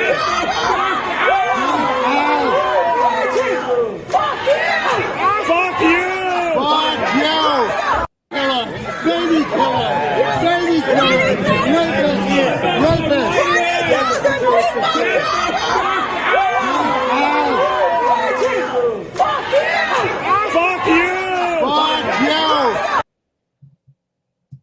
Welcome to New York, right? New Yorkers do not play. Welcome to New York. So she was awesome. And I want to tell you something else here in reference to, you know, why are they confronting RITCHIE TORRES? So follow the money here. RITCHIE TORRES, we've talked about this before on the show. If you actually look at his profile on Open Secrets, you will see where he gets his money from. And it is what it is, people, okay? It just is what it is at this point. Let me come back out and make this bigger. So you can see pro-Israel over $291,000. You see?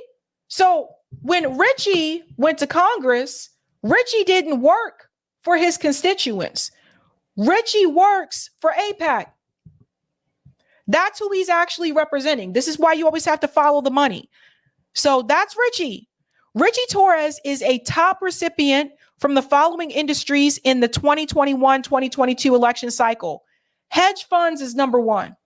Now, RITCHIE TORRES was described as a progressive. The New York Magazine actually wrote an article about him I covered over a year ago where they said he's the perfect type of progressive because he checks off all the boxes. They said that he's Afro-Latino. They said that he's part of the LGBTQ community. They went on to say that he grew up in a single parent household. Well, you're not living in a single parent household anymore. RITCHIE got paid. So RITCHIE's number one, hedge funds. So this is why I tell people it is very important to follow the money. Now, let me go down here. If you also check this piece here, campaign committee only for 2022. So look at this. Top 20 contributors to campaign committee. American Israel Public Affairs Committee, also known as AIPAC, ladies and gentlemen. Richie Torres, look at all his money. Look at where he's getting it from. Now, let me tell you something about individuals and PACs. He's getting $10,000 from the PACs, but even though it's only 131,000 from individuals, again, these are people that work for the organization. So the moment Richie Torres won, he was already bought and paid for. He's not going to represent you. He's not going to represent me. He's definitely not going to stand for the Palestinian people. He's going to stand for the state of Israel because that is who is funding him. Got to follow the money. Now, there's something else that he did. Shout out to Case Study QB for sending me this because I didn't know about this. Do you remember Maxwell Frost, Gen Z congressional candidate, also was progressive? When he started his candidacy, he was actually in support of BDS. He supported the Palestinian movement. But as it came closer and closer to election day, all of a sudden, Maxwell Frost decided to withdraw away from BDS movement. He decided not to support the Palestinian people anymore. And then he won. He basically said that BDS was toxic. He said that it wasn't what he wanted it to be, that what they wanted to happen wasn't a good idea all of a sudden. This was a Gen Z activist. Maxwell Frost was a working class dude. But did you ever wonder what pushed him to make that decision? So Case Study QB actually captured this from Ryan Grimm's book. It says, Ryan Grimm's The Squad discussing how candidate Maxwell Frost, who was promised to be for the BDS movement until he spoke to Richie Torres. Check this out. According to 4 Florida Palestine Network members and allies on the call, Frost was clear he still stood with them. I support BDS, which is a grassroots movement, he said. Though there was no recording of the call, Ahmad Daraldik of FPN, who was on it, added the quote to a group text going on at the time, and others on the call remember Frost saying it. Awesome, good job everyone, Maryam Al-Dada texted the group in response to Daraldik's transcription. Frost later confirmed to me that he had made the promise. Perhaps even more important, he had said it as he was crafting his official Israel-Palestine policy position in direct collaboration with his longtime allies in the Florida Palestine Network. As far as political organizing in America is supposed to go, the Florida Palestine Network had done everything right.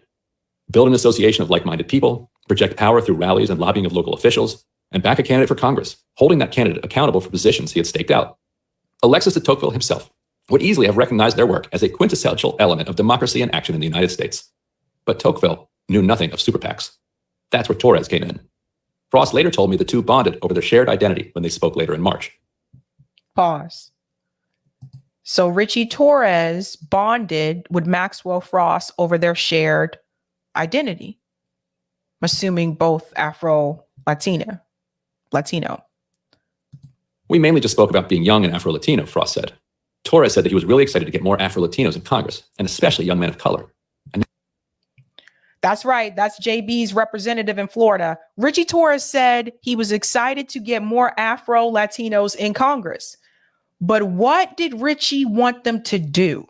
Listen to this. That's when he offered up his endorsement and his help and support. Torres told me the same in an interview in the Capitol. What I found most compelling about Frost was his youth. I remember running for the city council at age 24, and I was drawn to the notion of the first Gen Z member of Congress. And then when I met him, he's just incredibly impressive, he said. I asked Torres if he had talked to Frost specifically about the Israel-Palestine issue. We spoke about a variety of issues, and it is not my place to tell either a present or future colleague how to think or what to think, he said. You know, I might encourage him to keep an open mind, listen to every side of the debate, but ultimately, when you're a member of Congress, you have to be your own person. You have to come to your own conclusions, and he's going to be fiercely independent.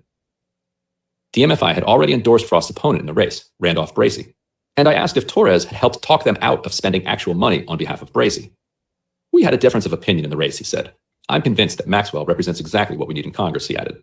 Those organizations are going to do what's in their interests. It's not my place to tell people whom to endorse or what to endorse. Just like I want others to respect my right to act independently, I would extend other individuals and institutions that same courtesy. I also asked if he had put in a good word with the crypto world on behalf of Frost. I don't tell them what to do, and you have to be careful, Torres said, referring to campaign laws around super PACs and coordination. But obviously, it was known that I had publicly endorsed him. Rachel Rosen, a spokesperson for DMFI, told me that Frost reached out to them, quote, to hear our views on Israel-related issues. We had several conversations with him and his team, and were pleased to see the way his views evolved on U.S.-Israel policy as he learned more about the substance. So it was after Maxwell Frost met with Richie Torres that Maxwell Frost changed his position in reference to Israel and Palestine. The reason why you do not have more politicians supporting the Palestinian cause, supporting the Palestinian people, is because there's no money on that side. The politicians back the policies that their donors are connected to. So when it comes to organizations like AIPAC and J Street, these organizations are very powerful and they have a lot of money. So they can easily buy off a lot of politicians. But where is the organization for the Palestinian cause that has the same amount of money, power, and influence that can also buy off politicians? It doesn't exist. That's how politics works, people. It's all about money. It's all about donors, corporate class, and the military industrial complex.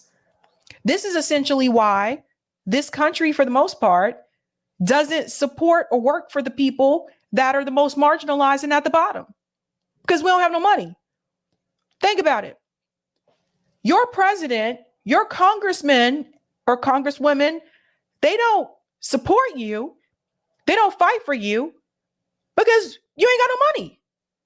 It just is what it is. If you're poor, you have no money. This is why politicians don't fight for poor people. If you're working class, you still ain't really got no money. That's why it's pull and tug for them to fight for working class people. Now, the middle class has been shrinking. So what they have done is thrown you a few breadcrumbs here and there to keep you quiet and hope you still come out and support, right? But essentially, they're not really looking for your vote either. The middle class has a little bit more pull. They'll do a little bit more to try to please them than working class people and poor people, because again, you don't have no money. But at the end of the day, and there's a Princeton study that has talked about this, I've shown it on the show before. At the end of the day, when it comes to electoral politics, the constituents that actually receive the most are people who are wealthy.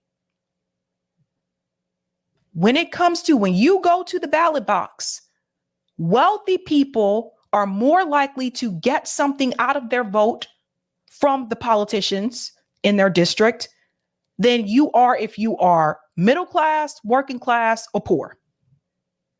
And that's what's running the show. This is something that you really have to understand. That's why they don't fight for these things. That's why the majority of people are not fighting for the Palestinian people. That's why the majority of them are not fighting for marginalized groups in this country. There's no money there. When people ask me, why aren't more politicians trying to fight for reparations for African-American descendants of slavery? If you look up wealth in this country, we're at the bottom. Again, we don't have no money. That's how it works. This country works for people who have money. If you don't have no money, they're not really trying to do nothing for you. Period. We'll go to some of the comments here and then we'll get to the Norm story, which is also pretty interesting. All about money, people. It's all about money. Bisan says, love Katie so much. She's been exposing Israel's criminal behavior. That's right. Mad Crab said, I hope they dox me. Team Orca says, Cynthia McKinney talked about how every member is made to sign a pledge. Yes, she did. Yes, she did. JB says, we don't have money, but we do have numbers. This is why organizing on the ground is deeply important. That's true. And that's the thing. We are the 99%. There's way more of us than there are of them. But the 99% can't come together as long as they keep us fighting each other. That was something that the Black Panthers understood. That was something Fred Hampton understood. That's why he was like, look, they trying to keep us divided. Now, Fred Hampton didn't waver, though, It's not like Fred Hampton went to the Young Patriots and said, you can continue to be racist and we'll work together. No. Fred Hampton had the requirement that they denounce that racism before working together. Because at the end of the day, if you have a class issue, we may unite on that. But are you going to be there beside me when I get my ass beat by the police? Something to think about. All right, we are going to the Norm Finkelstein. I'm laughing because of his facial expression. Norm Finkelstein was on Breaking Points again, and he is now responding to some of the statements that have been made by Bill Maher. Bill Maher has been terrible on this issue with Israel and Gaza. This is what people have to understand. I thought he's been terrible on a lot of issues, not just this one, just politically. I feel like Bill Maher looks out for his class and his bottom line. I don't think Bill Maher cares about people who are poor, working class, none of that shit. I just really don't. I think he looks out for himself. So Norm Finkelstein comes in here and he has some things to say to Bill Maher. Let's see if Bill Maher will actually invite him on the show. Do you think? First one that I wanted to get you to take a look at was a recent monologue from Bill Maher. Let's take a listen to a bit of that. But eventually, everybody comes to an accommodation, except the Palestinians. Was it unjust that even a single Arab family was forced to move upon the founding of the Jewish state? Yes, but it's also not rare. And no one knows more about being pushed off land than the Jews, including being almost wholly kicked out of every Arab country they once lived in.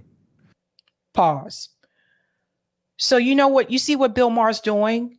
He's saying because it's not rare, it's okay for it to happen.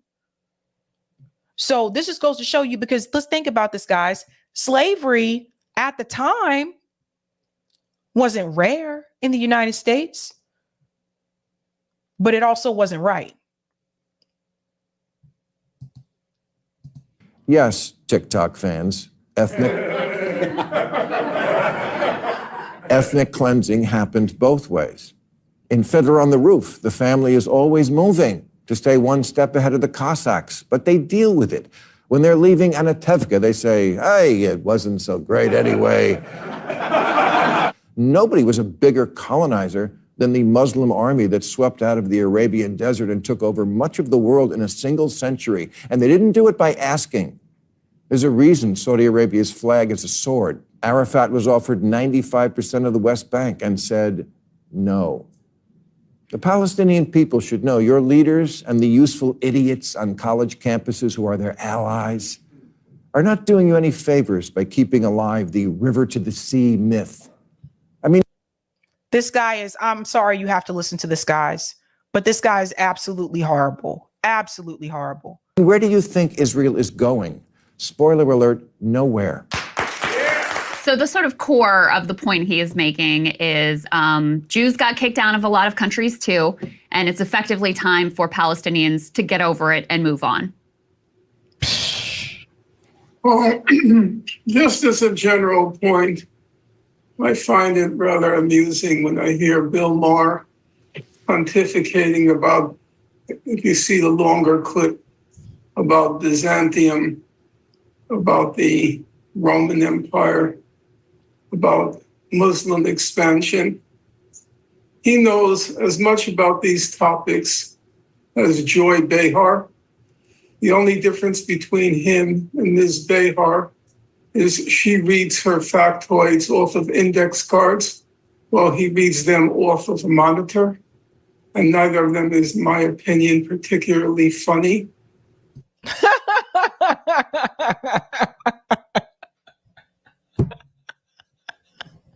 What's funny about Norm Finkelstein is that he says what I think he says what a lot of people are thinking, but we may be afraid to say it. Well, he says it. Norm Finkelstein has no filter. And I find it in very poor taste in the midst of a genocide, making these rather impoverished attempts at humor, where half the audience laughing uproariously sounds as if they were paid to laugh. But let's leave all that aside and let's get to the factual matters. here are the facts. The Palestinians on the Zionist project, I'm not going to go through the whole history, I promise your listeners. The Zionist project begins roughly at the end of the 19th century. Their aim was to establish a Jewish state in Palestine. Palestine was not empty. It became obvious to the indigenous population that the realization of the Zionist enterprise to create a Jewish state would at minimum reduce them to second-class citizens in their own place of birth, or at worst, result in their expulsion. And the Zionist movement coined a locution they called a transfer. They didn't want to use the vulgar, gross term expulsion, so they called it the transfer. And as Israel's leading historian, who, by the way, at this point is extremely right-wing, his name is Benny Morris, and you'll see him in all the right-wing talk shows like Coleman Hughes and others. Benny Morris said, and now I'm quoting him, the idea of transfer or expulsion, the idea of transfer was inbuilt and inevitable in Zionism. Okay? Yep. Now, it happens I wrote my doctoral dissertation on Zionism. I know about the subject, but I never belabored the terminology because sometimes I think it obfuscates the critical facts rather than enlightening them. Sort of like nowadays when Palestinian supporters talk about settler colonialism. I don't find this kind of terminology enlightening. I think it obscures more than it enlightens. But as a factual matter, as Benny Morris said, the idea of transfer or expulsion was inbuilt and inevitable in Zionism. And this is one of the pieces about that JFK article that was revealed as well. One of the problems that JFK actually had with nationalism of Israel and the Zionist movement is because that was exactly part of the plan. He saw where that was headed, and that's why he did not support that.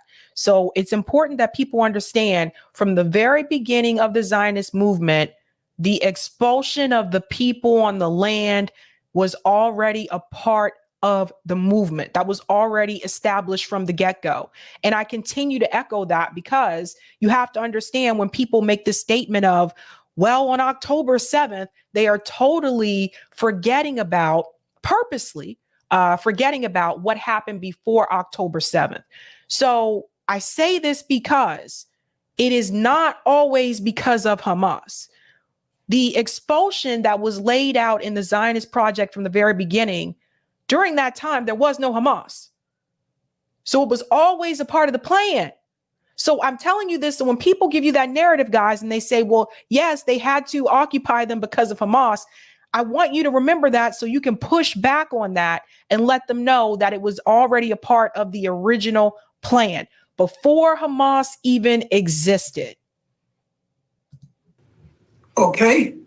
And so the indigenous population of Palestine, the Arab, later they came to define themselves as Palestinian, but the Arab-Palestinian population of Palestine naturally revolted against that prospect.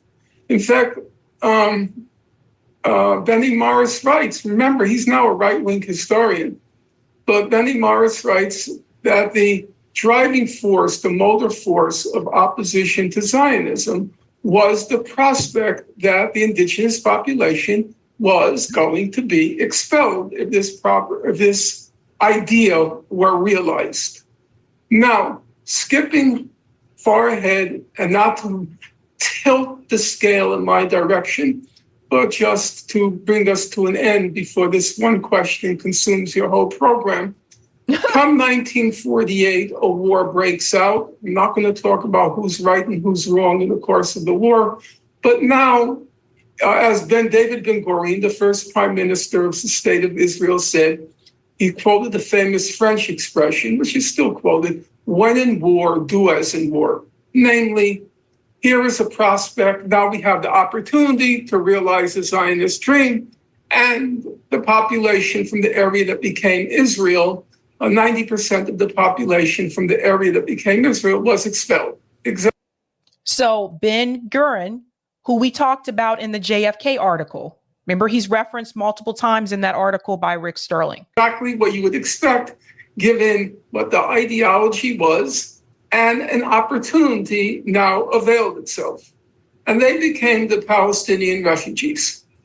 So now Bill Maher says, well, basically he says, it's a done deal, get over it. Yep. I'm not going to pass a judgment on that. Now, you know, Crystal, and if you don't mind, I'd rather look at you than I look at myself, because I'm more concerned about persuading you than persuading myself. I'm already persuaded.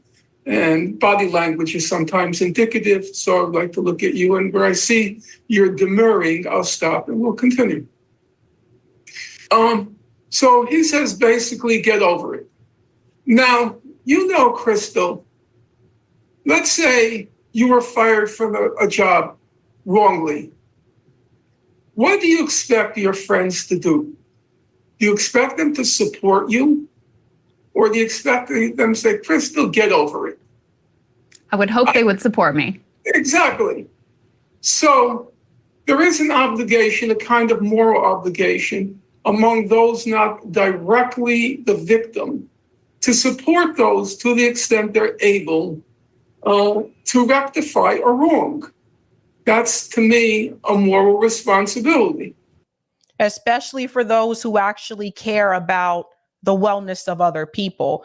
The problem, I think, with Bill Maher is I don't think Bill Maher cares about anybody but himself. He hasn't really shown me anything else otherwise, based on what I've seen from Bill Maher. This is the same guy who sat on his program and just openly used the N-word. Now, yes, he did come back and apologize for that, but that just goes to show you just how privileged Bill Maher is. And he still got to keep his program. Okay? Just think about that. But that shows you just how privileged he is. Like he has a lot of money. He used to doing what he want and saying what he want and not being held accountable a lot of the times too. He made a statement one time before that he actually doesn't see a homeless problem in Los Angeles. But that's probably because you're not really looking around. I mean, are you getting in a limo every time you leave your house? Probably. Are you actually getting in your car and driving around to these areas and actually looking at the city or going to those parts of the city where there are people sleeping outside in all those tent communities? Probably not. I mean, if you're eating at like the Ritz-Carlton, if you're eating at these fancy places and you're only going to certain parts where people have money, you're probably not going to see those things. And see, though, that's the thing. People like Bill, he only worry about Bill. And then you might come to the conclusion, you know what, this is going nowhere. And I hope this person understands it's going nowhere and move on, okay? The fact of the matter is, and I have to tell you, I watched the Bill Maher segment this morning, and several times I had to just, take a breath, because he's such an ignorant sack of shit. It just...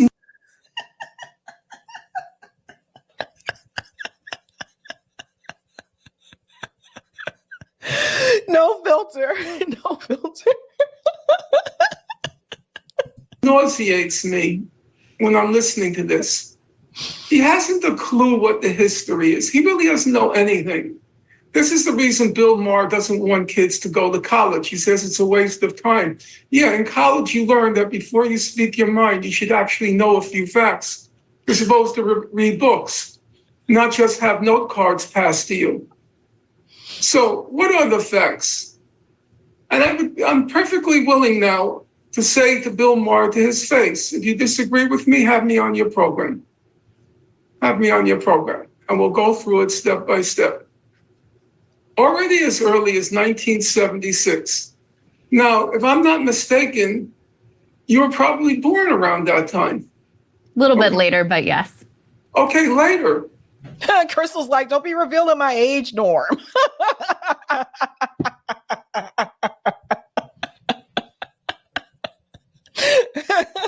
So before you were born, and I'd like you to sort of let that sink in.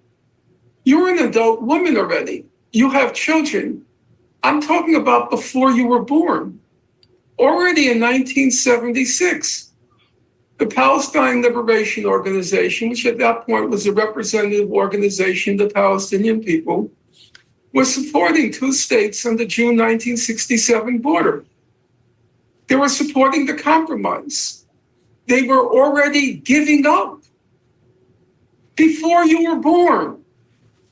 The representative organization of the Palestinians, universally recognized, the PLO, they already were ready to compromise. They gave up, and I hope this will sink into the minds of your listeners. It's impossible that it will sink into the mind of Bill Maher because there isn't a mind. There's a blank space that's filled in with desperate attempts of being clever and funny for his paid listeners.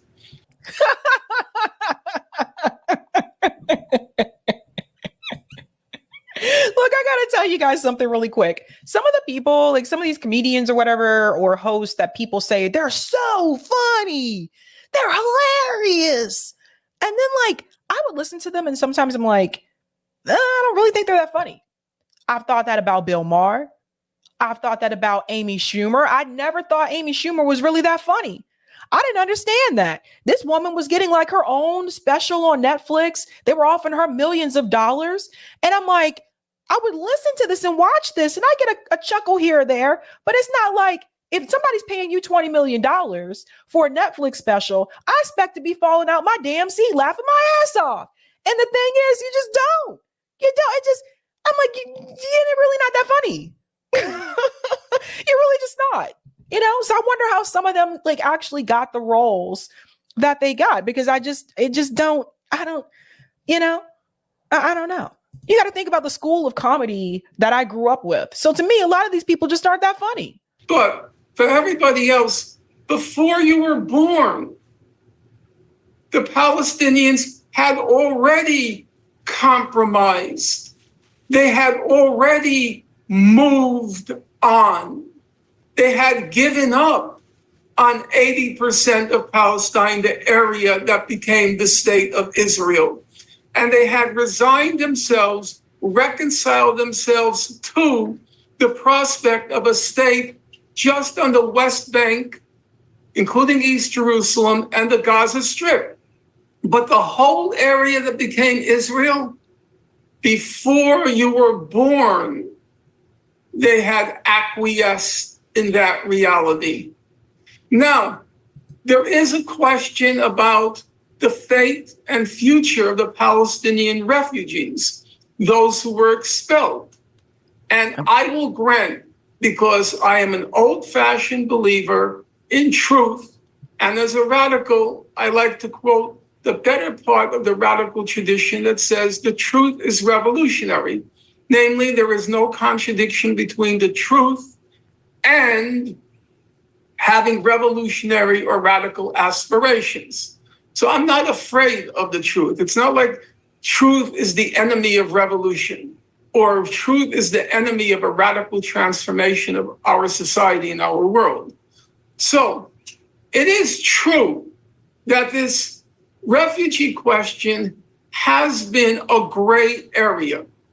But if you look at all the negotiations, and I've studied it very closely, in all the negotiations, it was clear that the Palestinians were willing to, or the representative organizations, were willing to make drastic, colossal compromises on the question of the return of the Palestinian refugees.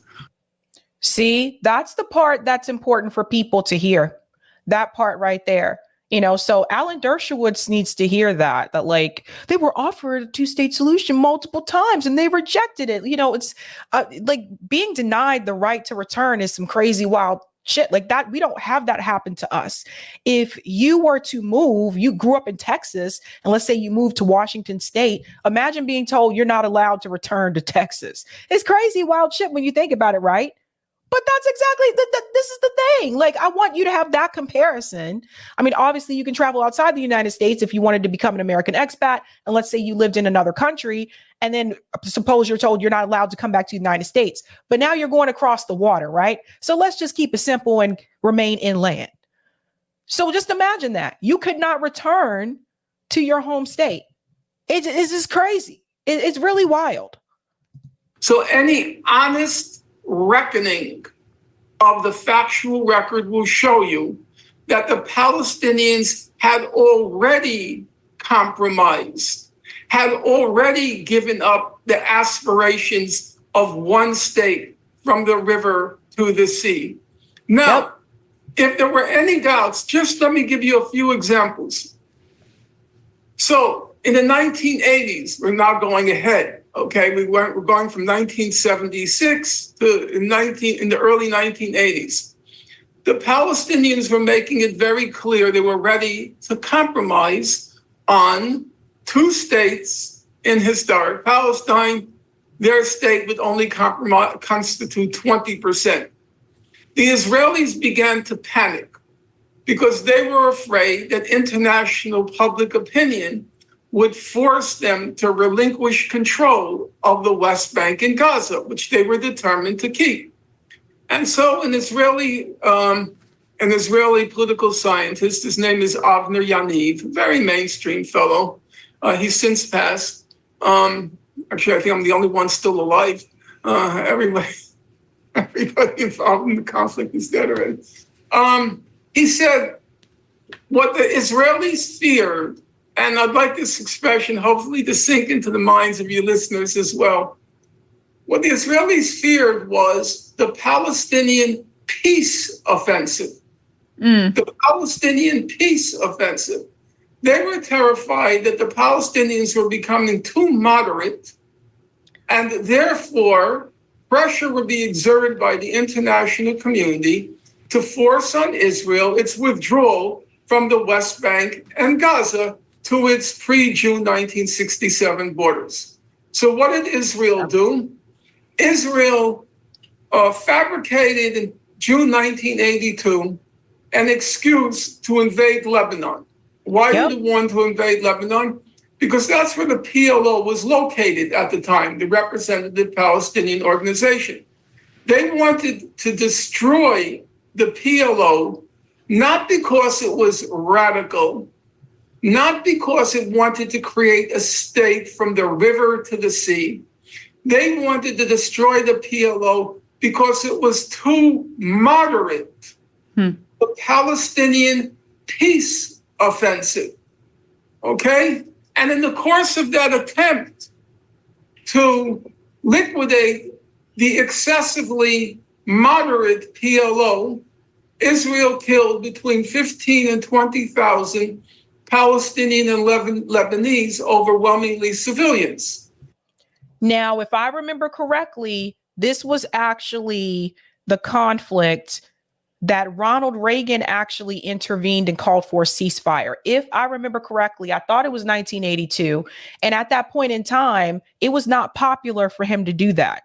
There weren't, like the protests that we're having right now across the world, it wasn't like that during that time. It was not a popular decision for him to make, but he made it. So Ronald Reagan on this particular issue of calling for a ceasefire was to the left of Joe Biden right now. It's insane. It's insane. But he said, nope, we got to end it. Got to call for a ceasefire. The people are starting to have outrage. There's a public outcry. You cannot continue to do this. Now, Israel has killed more people in Gaza today, or since October 7th. We'll start with just October 7th. There's more before that. But since October 7th, than they did, I believe, in Lebanon. And remember what I told you, the numbers are actually higher than what they're saying. They don't have all the body count. There are still bodies underneath the rubble that have not been pulled out yet. So when we get to the end of this thing, there's no telling how many people are going to be a part of the death toll. So just keep that in mind. What they're saying, 25,000 now, it could be actually 50. That's the point I'm trying to get at. So Reagan came in and said, that's it. Nope. Ceasefire now. He was to the left of Joe Biden back in the 80s compared to what Joe Biden is not willing to do now. This is crazy. Think about that. As a matter of fact, this last Israeli genocide in Gaza, it for the first time exceeded the amount of death and destruction since the Lebanon War in 1982. People already have completely forgotten. And what was the cause of the war? Why did Israel kill 15 to 20,000 Palestinian and Lebanese, overwhelmingly civilians? Because of, and Bill Maher, I'll be happy to come on your program, take out Avner Yaniv's book and shove it in front of your face. Now, I know that will be torture. I understand that will be torture, not the phrase, but having to look at a book. Having to look at the book. Now, maybe you think you're protected under the 8th Amendment against cruel and unusual punishment. Okay, we'll go through that in court. But yes, the Palestinian peace offensive. Now, come 1987, we're actually going to stop there because I'm pressed for time. But if you want to see the full segment here, it's on Breaking Points. Norm Finkelstein shreds Bill Maher's Israel defense. Plus, I think this is definitely a pretty long clip so far. But yeah. But guys, I'm going to make you laugh before we leave here because like I told you we're going to laugh tonight, okay? Let me go to some of the comments here. Thank you for the super chat, 100% Black Roke. I super appreciate you, Sabby. Thank you so much. I appreciate you. Jacqueline says, Bill Maher is worse than Dershowitz because he sounds reasonable and not deranged. Spark Joy says, was Maher an Epstein friend? I don't know. Good question. Cody says the Dakotas are banned from forming as a tribe again in the state of Minnesota. I did not know that, Cody. That's wild as well. Thank you, Sparky. Amy Schumer is Chuck Schumer's niece. That's right. She steals her lines from other comedians, so anything she says that is even mildly amusing is plagiarized. Wow. Thank you for that. If you haven't had a chance to do so, go ahead and smash that like button, guys. Thank you so much for that. Helps me out with the algo. And you're going to head out on a laugh. Have you ever had one of those coworkers, or maybe it was a boss? You know, corporate Kelly, corporate Aaron. This is corporate Aaron that you're going to hear from. I want you guys to laugh. We've had a lot of heavy news. We're going to head out on this. And then I will be live on Sunday. I know it's Christmas Eve, but I will be live because I missed last Sunday. So I will be live this Sunday. So if you're not doing anything Christmas Eve at 5 p.m. Eastern time, come join me, hang with the Sabs. Maybe I'll wear something festive, you know, for the holidays or whatever.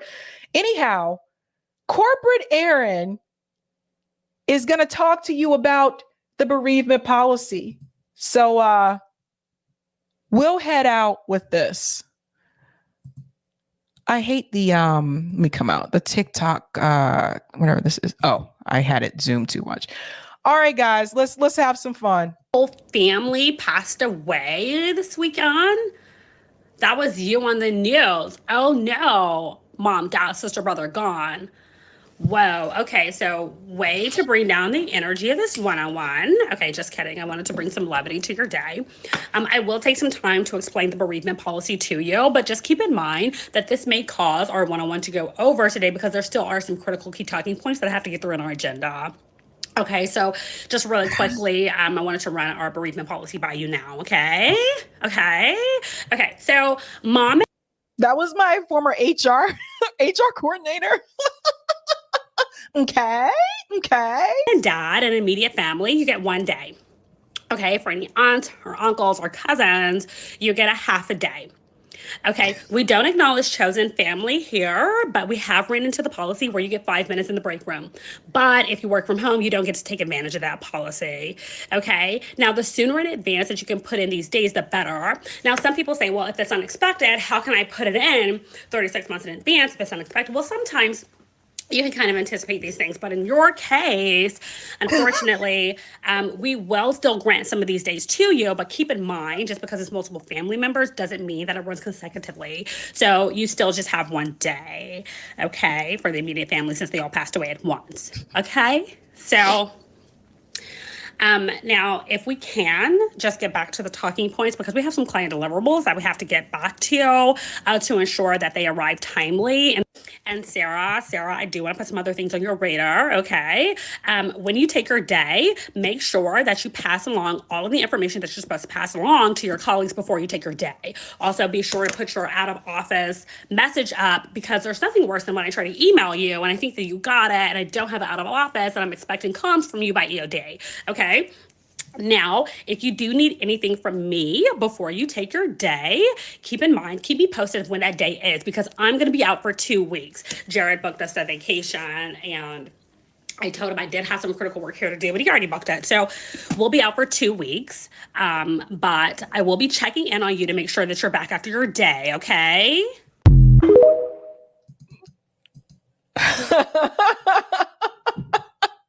Listen, some of us are